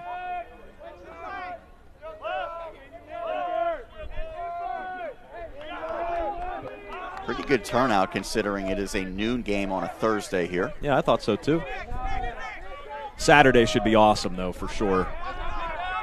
And I think now we can kind of safely say that 11-goal lead, Sean, and there's no sign of Walsh mounting anything here. Well, I would agree with you, but as you know, as Seton Hill takes another shot, I was part of a baseball game yesterday in which the third out seemingly was recorded, and yet the team that had all but won the game ended up losing. So you never know, although with a timed game like Lacrosse with the clock running down, it certainly adds another challenge for Walsh. What's the old cliche go? Seen crazier things happen. Yeah, this would be a nearly miraculous comeback for the Cavaliers, who just looked like they have not found that rhythm offensively, and you have to give a lot of credit to Seton Hill's defensive effort for that. Give a shout out to Justin Starkey. He says, "Hey, Griffs filling the net. What's up, alum, class 09? Thanks, Justin. Cavs trying to get one, and a good stop by Eisman. He's come up when tested. Obviously just 3 goals against, and the Griffins have had far more opportunities, but you need your keeper to make the saves when called upon. He's done that. Turning shot and good save the other way. Speaking of shout-outs, I want to thank Will Raybuck, one of the assistants here. He did a great job getting me all set before the contest. Coach Novotny was going through some drills with his players, and I was a little intimidated to try to go out and interrupt that. So I talked to Mr. Raybuck, and he was extremely helpful. Come on, Sean, you play hockey, right? Yeah, but throw a helmet on and get out there. When coaches are locked in before a postseason game, I think that's probably time where you need to go to the assistant. Yeah. Say hi to John Robbins, our guy, a Penn Trafford lacrosse player, high school player. Says, sound great, guys. I'm totally not watching this game in study hall. Go Griffins, and as always, go PT. Thanks very much, John. Catherine Lacey emails in. Shout out to freshman defenseman Kyle Lacey. She's watching on the Walsh side of things. Says, go Walsh.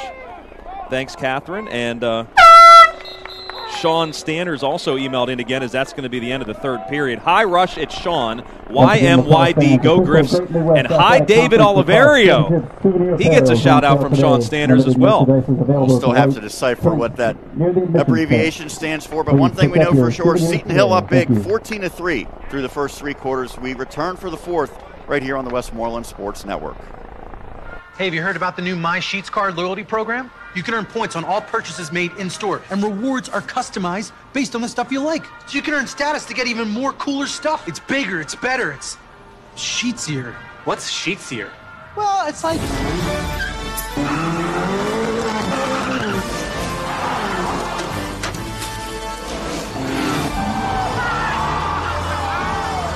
It's bigger, it's better, it's sheetsier. The new My Sheets card.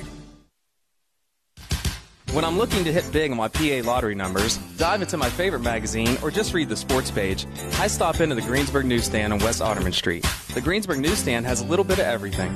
Newspapers, magazines, paperback books, and a wide variety of greeting cards, even candy, snack foods, and soft drinks. And it's open 7 days a week. The family-owned and operated Greensburg Newsstand, West Otterman Street in downtown Greensburg. There's something for everyone at the Greensburg Newsstand. We begin quarter number 4. Seton Hill, the home squad in the top seed, up big 14-3 over number 4 Walsh University. 15 minutes up on the clock, and it feels inevitable at this point that the Griffins will be moving on to the championship game on Saturday.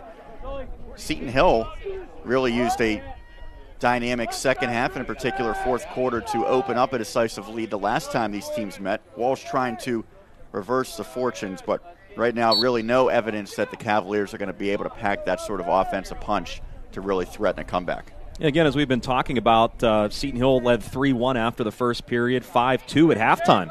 The last time these teams played a few weeks back, but as Sean mentioned, the Griffins 9-0 run in the fourth period and won it 19-5. About 30 seconds have elapsed already for this opening draw, and I think if you're the Griffins, you don't mind that. Actually, looking back to that game, Evan Bradley scored for Walsh with 5:08 remaining in the third period, and it was 7-5 Seton Hill. It was just a 2-goal game at that point, but Griffins obviously ran away with it. But again, they came out focused in this game, and that's just so huge. Whistle goes against the Cavaliers. Walsh University, located in Canton, Ohio. They're not the only Cavaliers in the state of Ohio.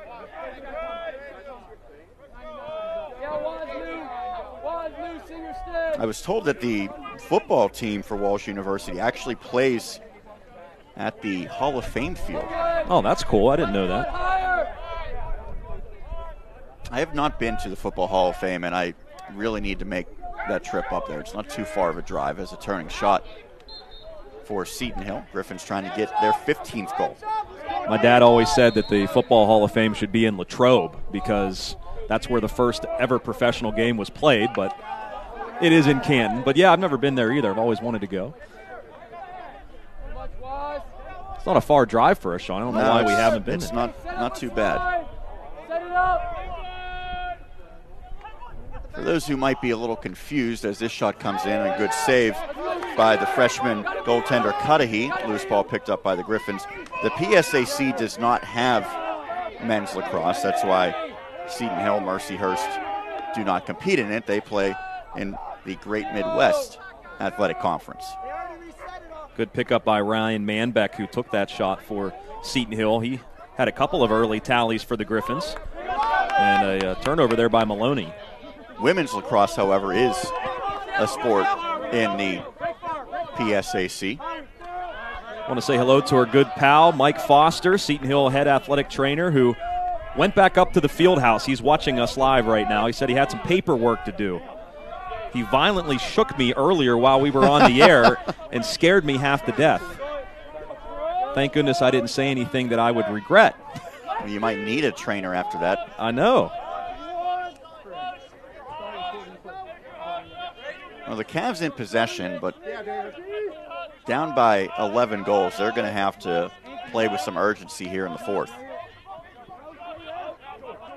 Spin inside, and speaking of which, there's a goal for Walsh University and for Sully Dowling, goal number 9. Kevin Moe is now in the cage for Seton Hill, the backup goalkeeper for the Griffins, the sophomore.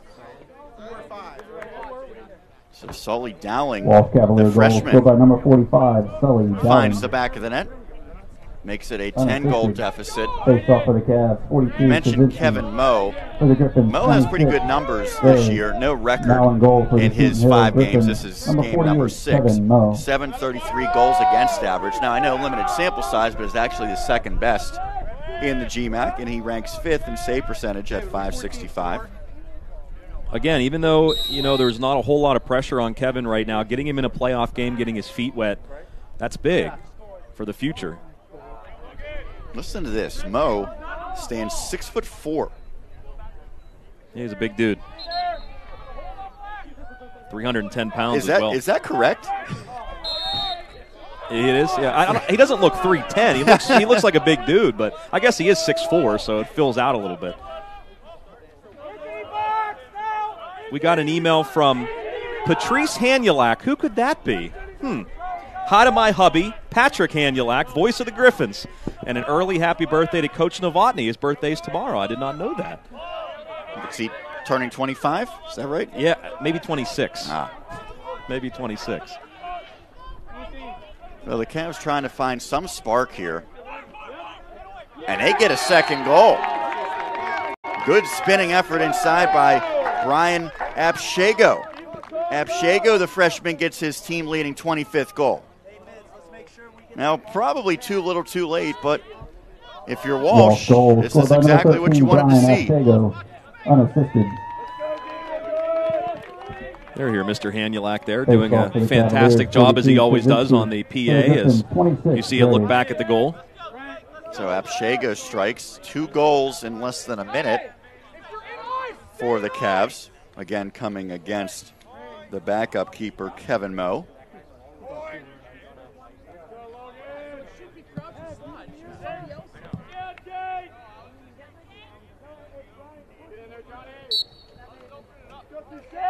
Well, typically in this one, the Griffins have dominated the start of quarters, but this fourth quarter has been different.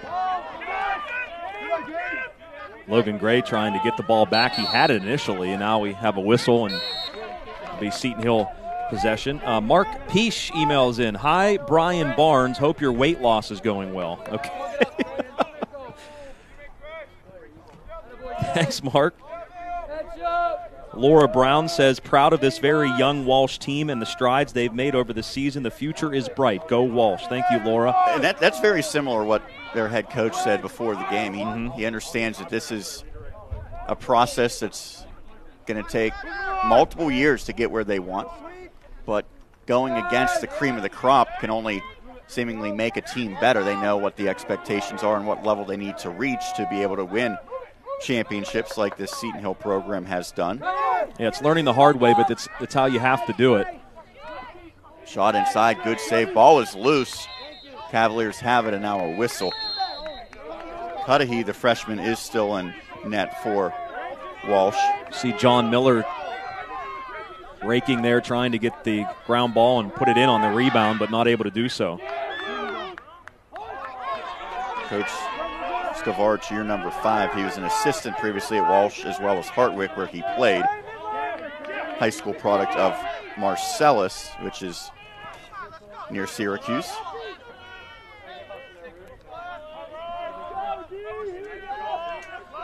Another shout out to Marcus Weekland doing a fantastic job on our camera. Thank you so much, Marcus. He's such a vital part of our network. Turning shot, that one misses mark. He's up perilously on that hillside, huh? Yeah. Takes one wrong step, he's going to come tumbling down into the poison ivy, which I found out the hard way last year.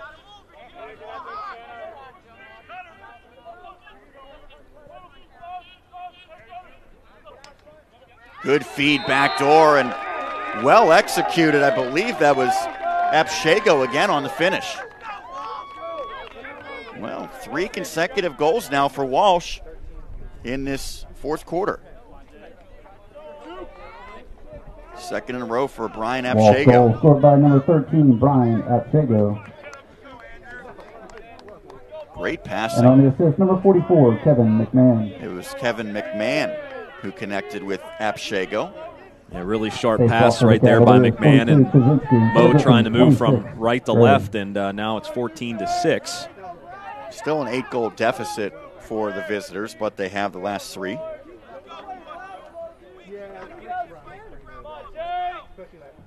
Sean, it all came, I guess we won't have the, yeah, there it is right there, the interception there by Zamorowski. That all started that eventual goal. Defense to offense, a key part for the Griffs. Craig dishes off. Mentioned first goal for Robert Hofseth. His 30 goals ranked 3rd best in the conference entering today. It has been John Hofseth who found the back of the net twice earlier in this contest. Now Robert gets in the scoring column. And a whistle here with 8:22 remaining. And they're going to reset the shot clock. 8:24, please. I'm going to add 2 seconds back to the clock.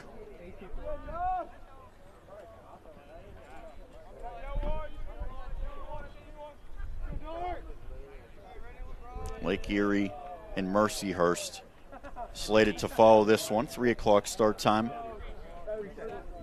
Not sure if they would move that up or if they'll stick to that 3 o'clock regardless.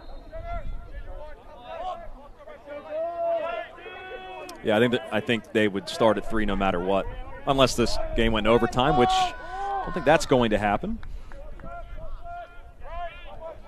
No earlier than 3. The Griffins in possession here. We saw earlier in the second half. Run clock and finish with the goal. That's ideal as that pass misses the mark and ends up in possession of the keeper, Cudahy.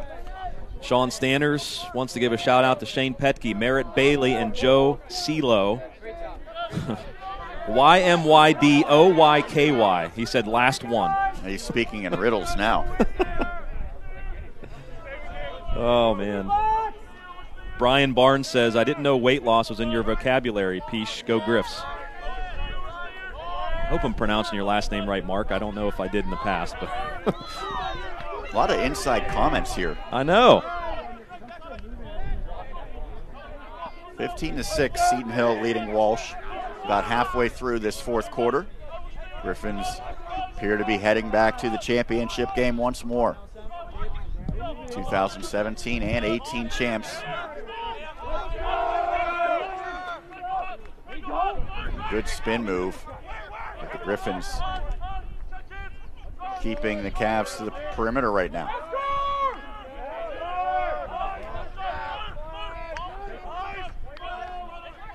Very few goals in this game for Walsh as that pass misses the mark have come easy. We've seen the Griffins score a few that have looked like they've been done with relative ease, but that's not been the case for the Cavs tallies for the most part. Kevin Moe, the keeper, flips it out.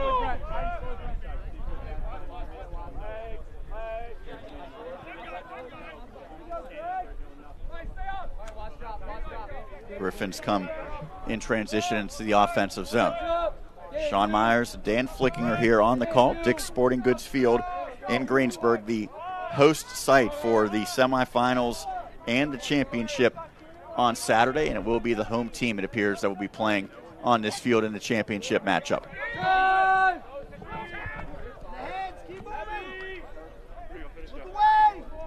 That pass misses the mark as Hofseth settles it down, now moves it behind the net. Down to 30 seconds on the shot clock for the Griffs. Less than 6 minutes left in regulation.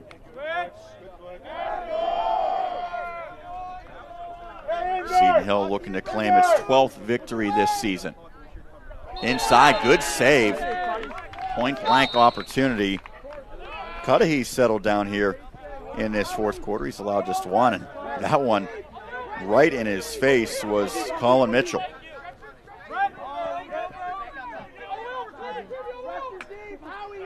Sean, while we have a second, I want to wish best of luck to the Seton Hill women's lacrosse team. They defeated IUP 16-14 on Tuesday to make it into the PSAC semifinals. They'll play at Westchester tomorrow at 1 o'clock.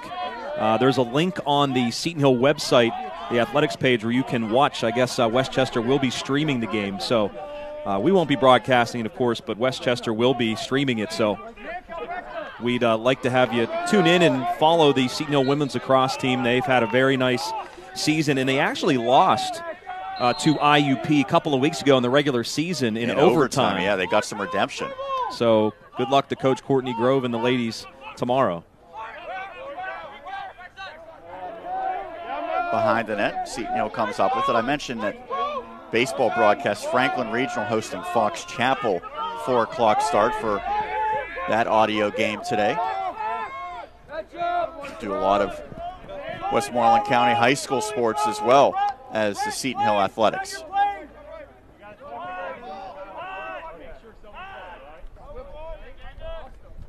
You know, the Griffins maintaining this 9-goal lead now, just over 4 minutes remaining in regulation.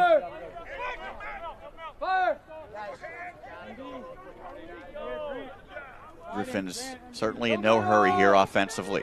Very deliberate, methodical approach, looking for a good shot, but more importantly, making sure that they run some time off and run some good offense. First year for the shot clock, or at least the continuous shot clock in Division II. Last year, the referees could start it if they wanted to, if they felt an offense was stalling, but now a continuous shot clock, and that's been a nice addition to both women's and men's lacrosse.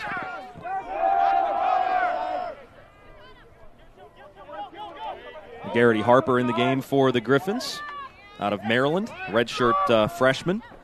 There's a long shot. Harper wears 99. That is always a number that stands out.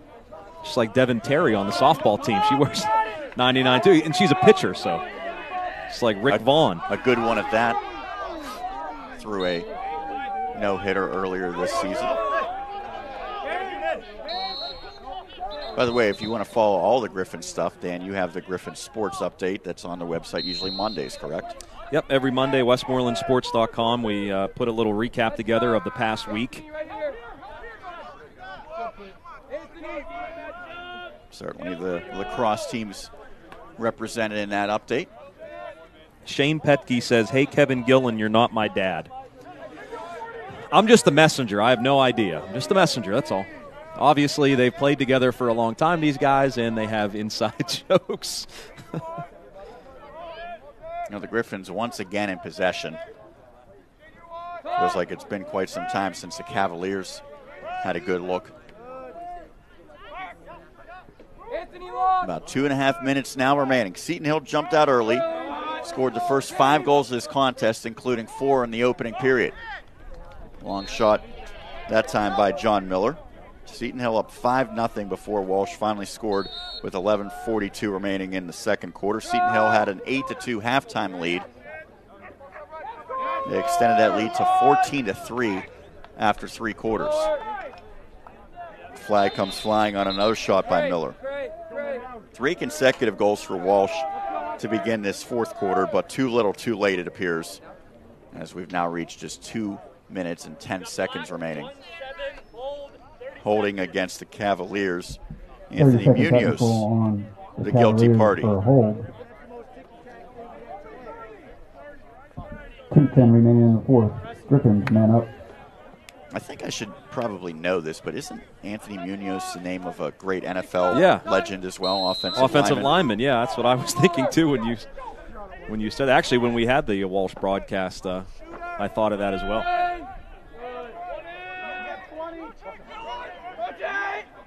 Griffins moving it around now, a turning shot. Good save again by Cudahy. This is probably going to help his confidence going forward as he's come up with some big stops in this fourth quarter. Yeah, again, we talked about some of the Seton Hill younger players getting their feet wet, and Cudahy for Walsh. No, he could not stop that one, though. Great movement for the Griffins, leads to a finish by Robert Hofseth, his second consecutive goal for Seton Hill. That comes man up. So Hofseth now with 32 tallies. 45, Robert Hofseth. And on the assist, 34, and it might Maloney. not matter in the outcome of this game, but to get him in a little bit of a groove here late, leading goal scorer strikes twice in the fourth quarter, that could certainly carry over.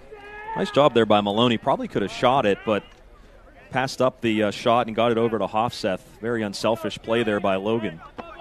It's kind of the equivalent of a 2-on-0 break in basketball, and you feed it to the scorer who needs to get it going a little bit, hoping that it might spark him. Right.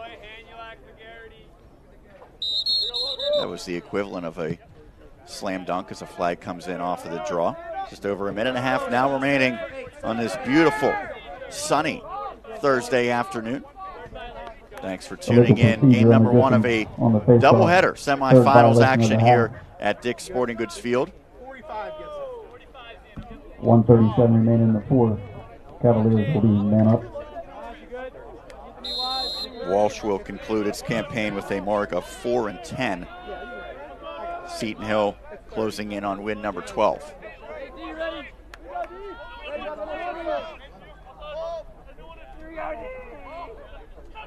Good ball movement for the Cavs, but not sure if that was a pass or a shot attempt as it goes wide of the mark. Closing in on the final minute. Once this game ends, Sean, I want to remind everybody to not go away. We'll be talking with either Coach Navani, Coach Isles, maybe a player on our post-game show, and we're also going to recap all the goals, so don't go away whenever this game ends. We'll have our post-game coming up, brought to you by Jiggers Pub and Export. A lot of the goals we'll be recapping will be in favor of the homestanding Griffins. 16-6, they lead. And it never felt like this one was in doubt. They took control early, and they never let up. Yep, that's a credit to Seton Hill. How about 17? Still not letting up. The Griffins, Michael Malloy strikes. Malloy with his third goal this season. Again, getting some younger guys in there. Michael Malloy gets to feel good after tallying the Griffins' 17th goal with 41 seconds left in the game. Take a look once again at Malloy's tally.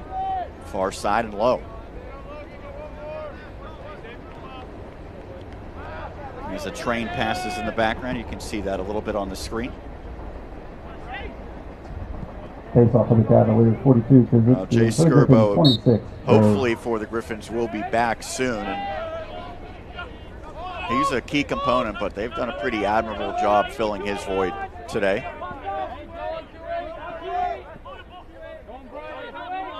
Ground ball to the Cavs. Now down to 25 seconds left.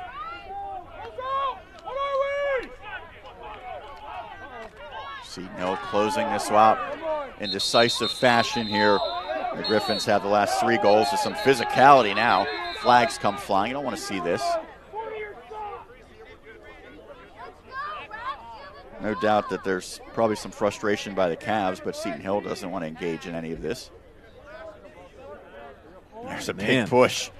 Let the bodies hit the floor, huh? I think that was Brent Mitchell who unleashed that, I guess, equivalent of a cross-check. Take a look at 21 here for Walsh. He sends Craig down. Offsetting 1 minute fouls. 2 penalties on the play, 1 minute for the 15.3 seconds remaining. It will be inconsequential. 1 minute for the Cavaliers, illegal body check.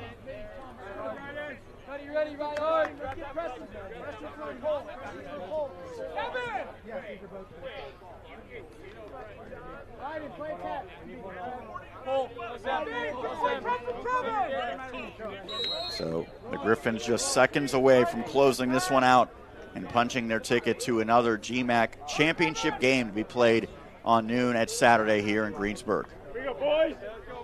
Final seconds tick off. Seton Hill, 17-6, knocks off Walsh. An impressive victory for the top-seeded Griffins. We'll take a break, come back with post-game interviews as well as a scoring recap and our final thoughts. The Griffins looking for the three-peat. They're headed to the championship game, 17-6 over Walsh here on the Westmoreland Sports Network.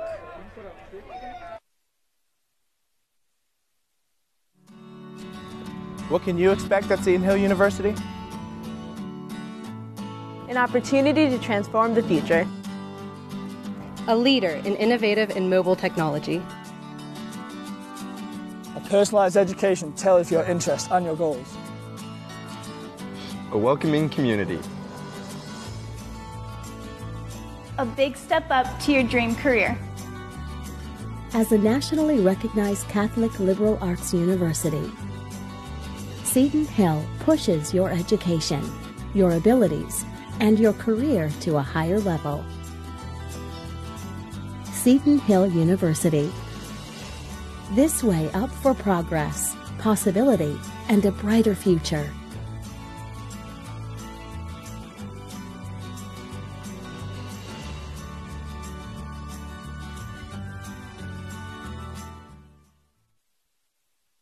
It's tough to come this far and lose. It hurts. But you are defined in life by the way you respond to defeat. That pit in your stomach, fill it with fire. Next season starts right now. Remember this hurt. Think about it when you want to sleep in the morning. Think about it when you want to shut it down Instead of doing an extra set, promise yourself that you will never, ever feel like this again.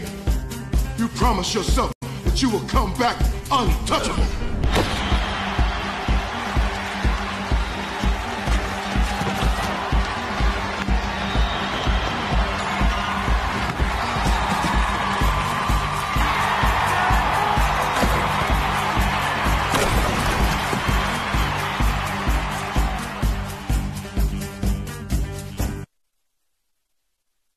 Hampton Inn & Suites, North Huntington, Irwin is Seton Hill University's preferred hotel partner. Stay at this brand new hotel where you can relax by the outdoor fire pit or swim in the indoor pool. You'll love everything, from the clean, modern rooms to the free Wi-Fi and the waffles. Hampton Inn & Suites, North Huntington, Irwin is located just off of I-76, minutes from restaurants and shopping in downtown Irwin. Book now at hampton.com. Hey, have you heard about the new My Sheets Card loyalty program? You can earn points on all purchases made in-store, and rewards are customized based on the stuff you like. So you can earn status to get even more cooler stuff. It's bigger, it's better, it's sheetsier. What's sheetsier? Well, it's like...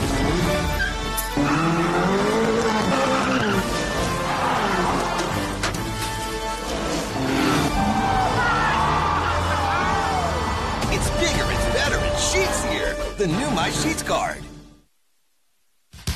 When I'm looking to hit big on my PA lottery numbers, dive into my favorite magazine, or just read the sports page, I stop into the Greensburg Newsstand on West Otterman Street. The Greensburg Newsstand has a little bit of everything. Newspapers, magazines, paperback books, and a wide variety of greeting cards. Even candy, snack foods, and soft drinks. And it's open 7 days a week. The family-owned and operated Greensburg Newsstand, West Otterman Street, downtown Greensburg. There's something for everyone at the Greensburg Newsstand.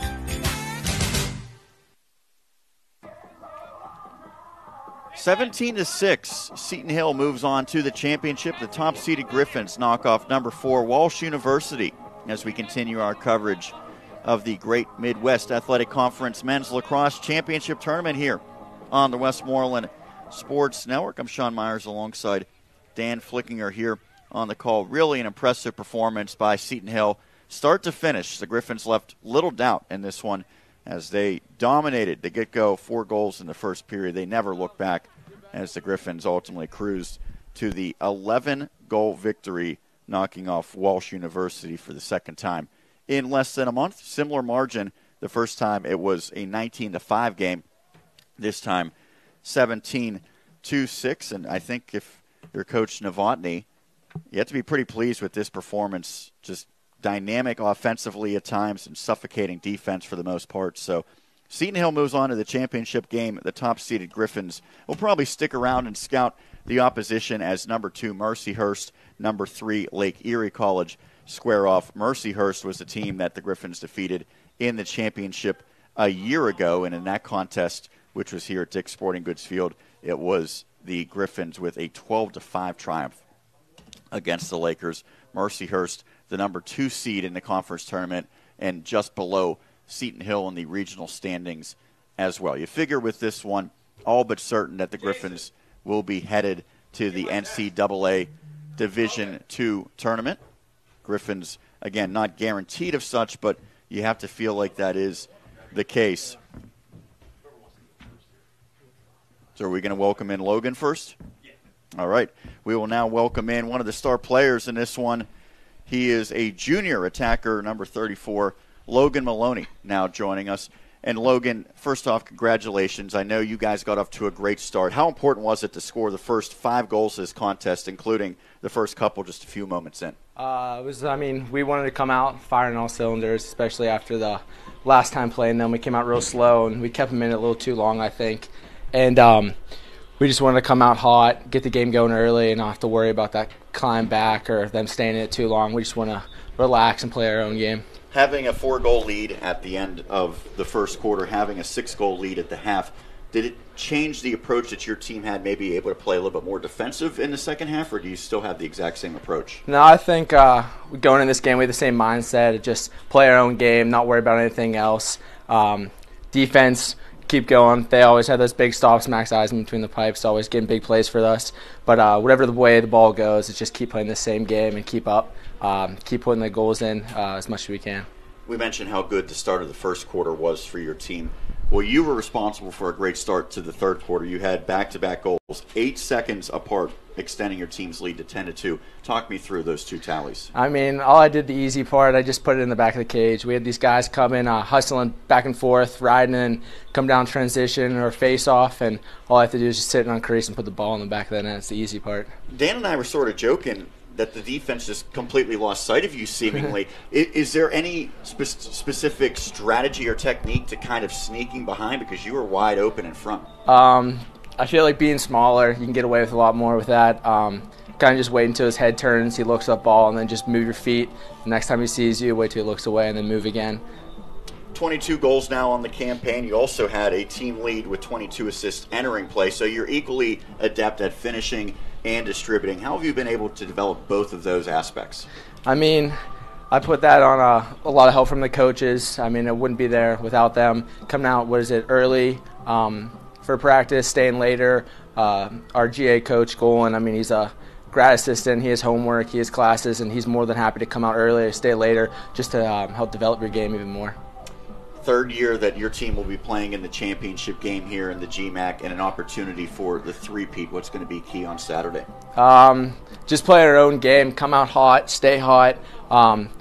It's a game of runs, it's up and down, so we just got to keep playing our own game, stay calm, and just get out there and have some fun. Logan, I certainly had fun today. Congratulations. Thank you. 2 goals in the third quarter en route to a 17-6 victory. Thanks for joining us. Thank you so much. We're now going to welcome in the head coach of the Seton Hill Griffins, year number 13 for Brian Novotny. Coach, at the beginning of this game, your team wasted little time. It was really in stark contrast to the first meeting your team had against Walsh, where you had to really use a second-half surge to create separation. What did you see different today? I think just the urgency out of the guys. You know, I think in the first matchup we came out and we performed well, but we were a little flat. Our energy levels were a little low. Today we came out certainly with a passion and a desire. Our urgency levels were good. Our compete levels were high.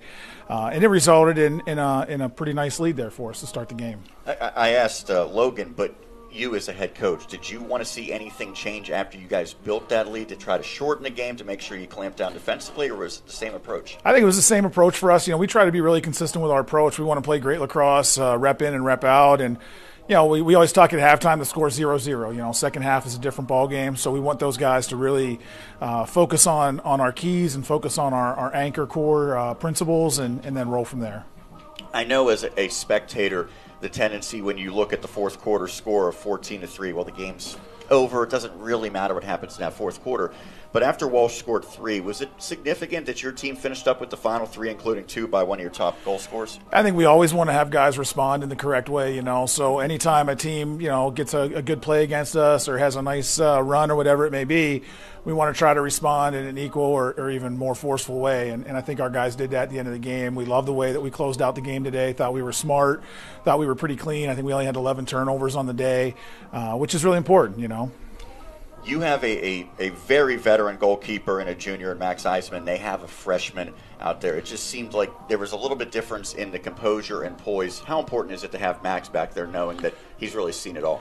I mean, Max is he's a absolute leader within our team and within our defensive group, and he's done a great job. He's, as you said, he's super experienced. You know, he's been a starter since freshman year, and he's been through these games. You know, he's been through just about every situation a starting goalie can be through at this point in time. And you know, not only does that mean that he's calm for himself and he's comfortable in that moment for himself, but he's able to spread that attitude and that mentality onto the guys that are around him.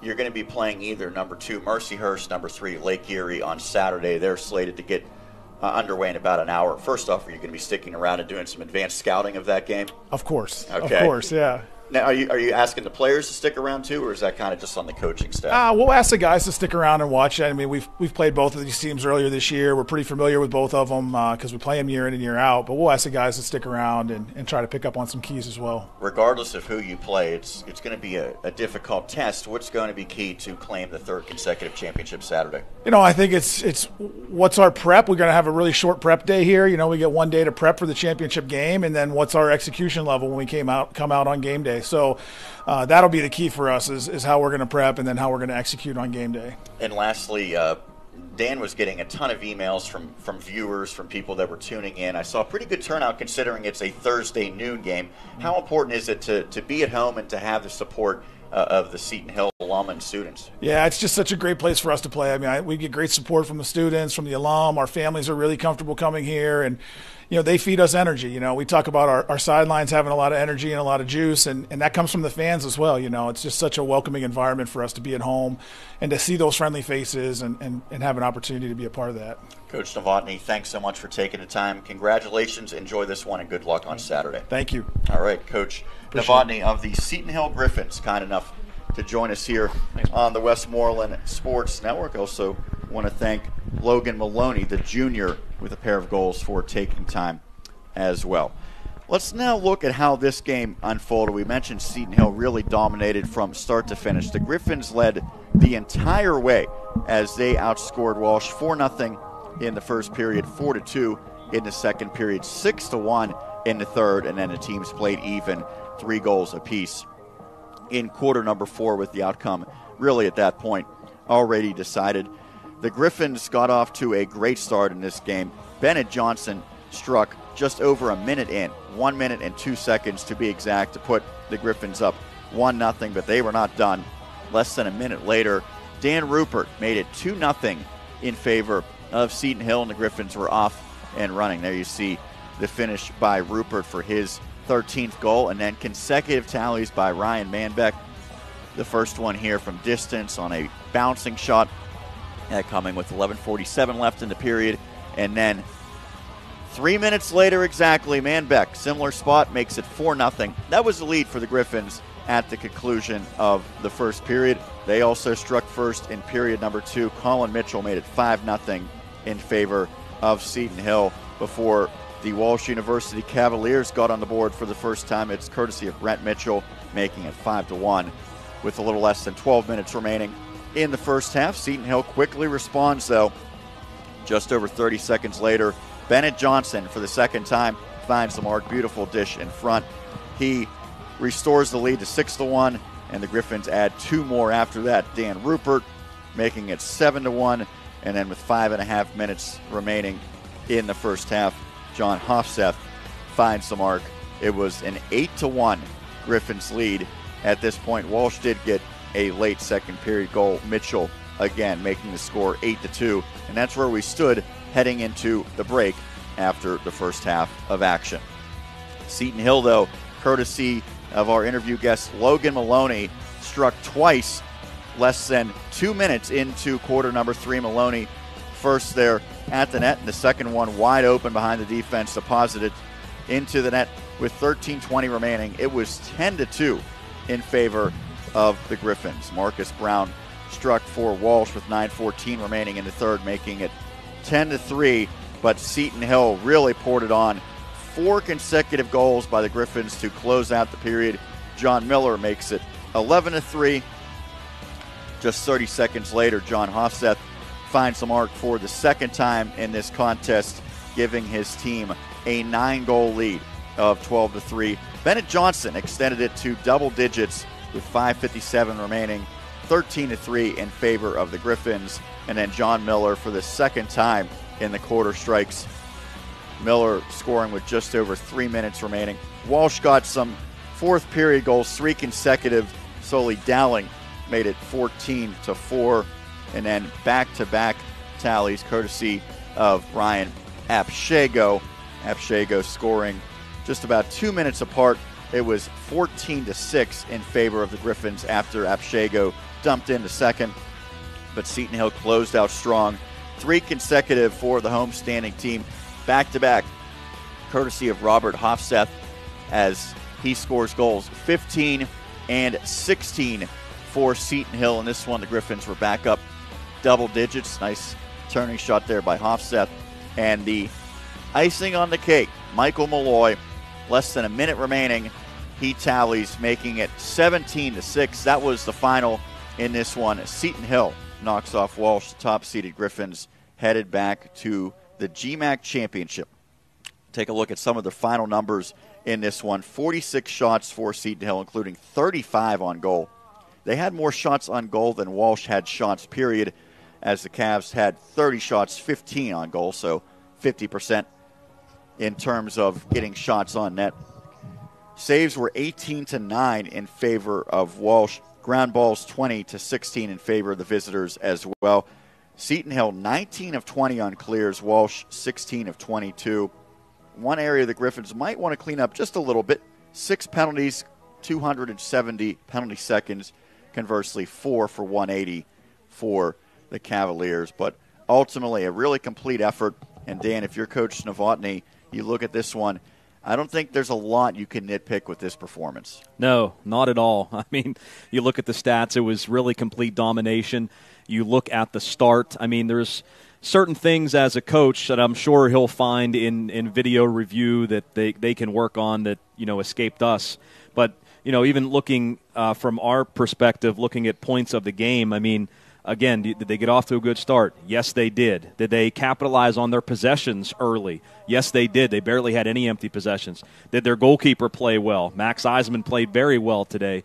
And did they put the game away? They did put the game away. As you heard Brian Novotny say, he was happy with the way that Seton Hill played at the end of the game. Did they get other players in? I mean, really, they did everything that they wanted to do here against Walsh. And, looking at on the surface, I'm sure, again, the coaching staff will find some things that they need to clean up. But on the surface, it would look like a pretty complete game from a Seton Hill team that's primed to play in its third straight conference championship and primed as well to win its third straight conference championship. We don't know if that'll happen yet, but they really look like a team that definitely is focused, and that is certainly huge as they'll play either Mercyhurst or Lake Erie to try to win their third straight GMAC title. But complete domination by Seton Hill, and we talked too where they develop bad habits and that type of thing. I don't think any of that happened. It was definitely a complete game. Walsh, with the setback, ends its campaign at 4-10 in 2019. Seton Hill, courtesy of the victory, improves to 12-3. And again, the Griffins looking for the three-peat. GMAC titles in 2017 and 18, the first 2 years of existence for the conference tournament for men's lacrosse. They'll look to go a perfect 3-3 at noon Saturday as they await the winner of number 2 Mercyhurst and number 3 Lake Erie College. We'll have that broadcast as well as Dan Flickinger will take over play-by-play duties. 3 o'clock start time of that game. You can catch it here on the Westmoreland Sports Network. But for now, we'll put a bow on this one. Once again, your final score. Seton Hill, the number 1 seed, moves on to the championship, knocking off number 4 Walsh University. The Griffins 17-6 winners. I want to thank everyone that helped make this possible from both Walsh and Seton Hill. For my broadcast colleague and producer Dan Flickinger, Sean Meyer signing off. Griffins headed back to the championship as we continue our coverage of the 2019 Great Midwest Athletic Conference Men's Lacrosse Championship Tournament right here on the Westmoreland Sports Network.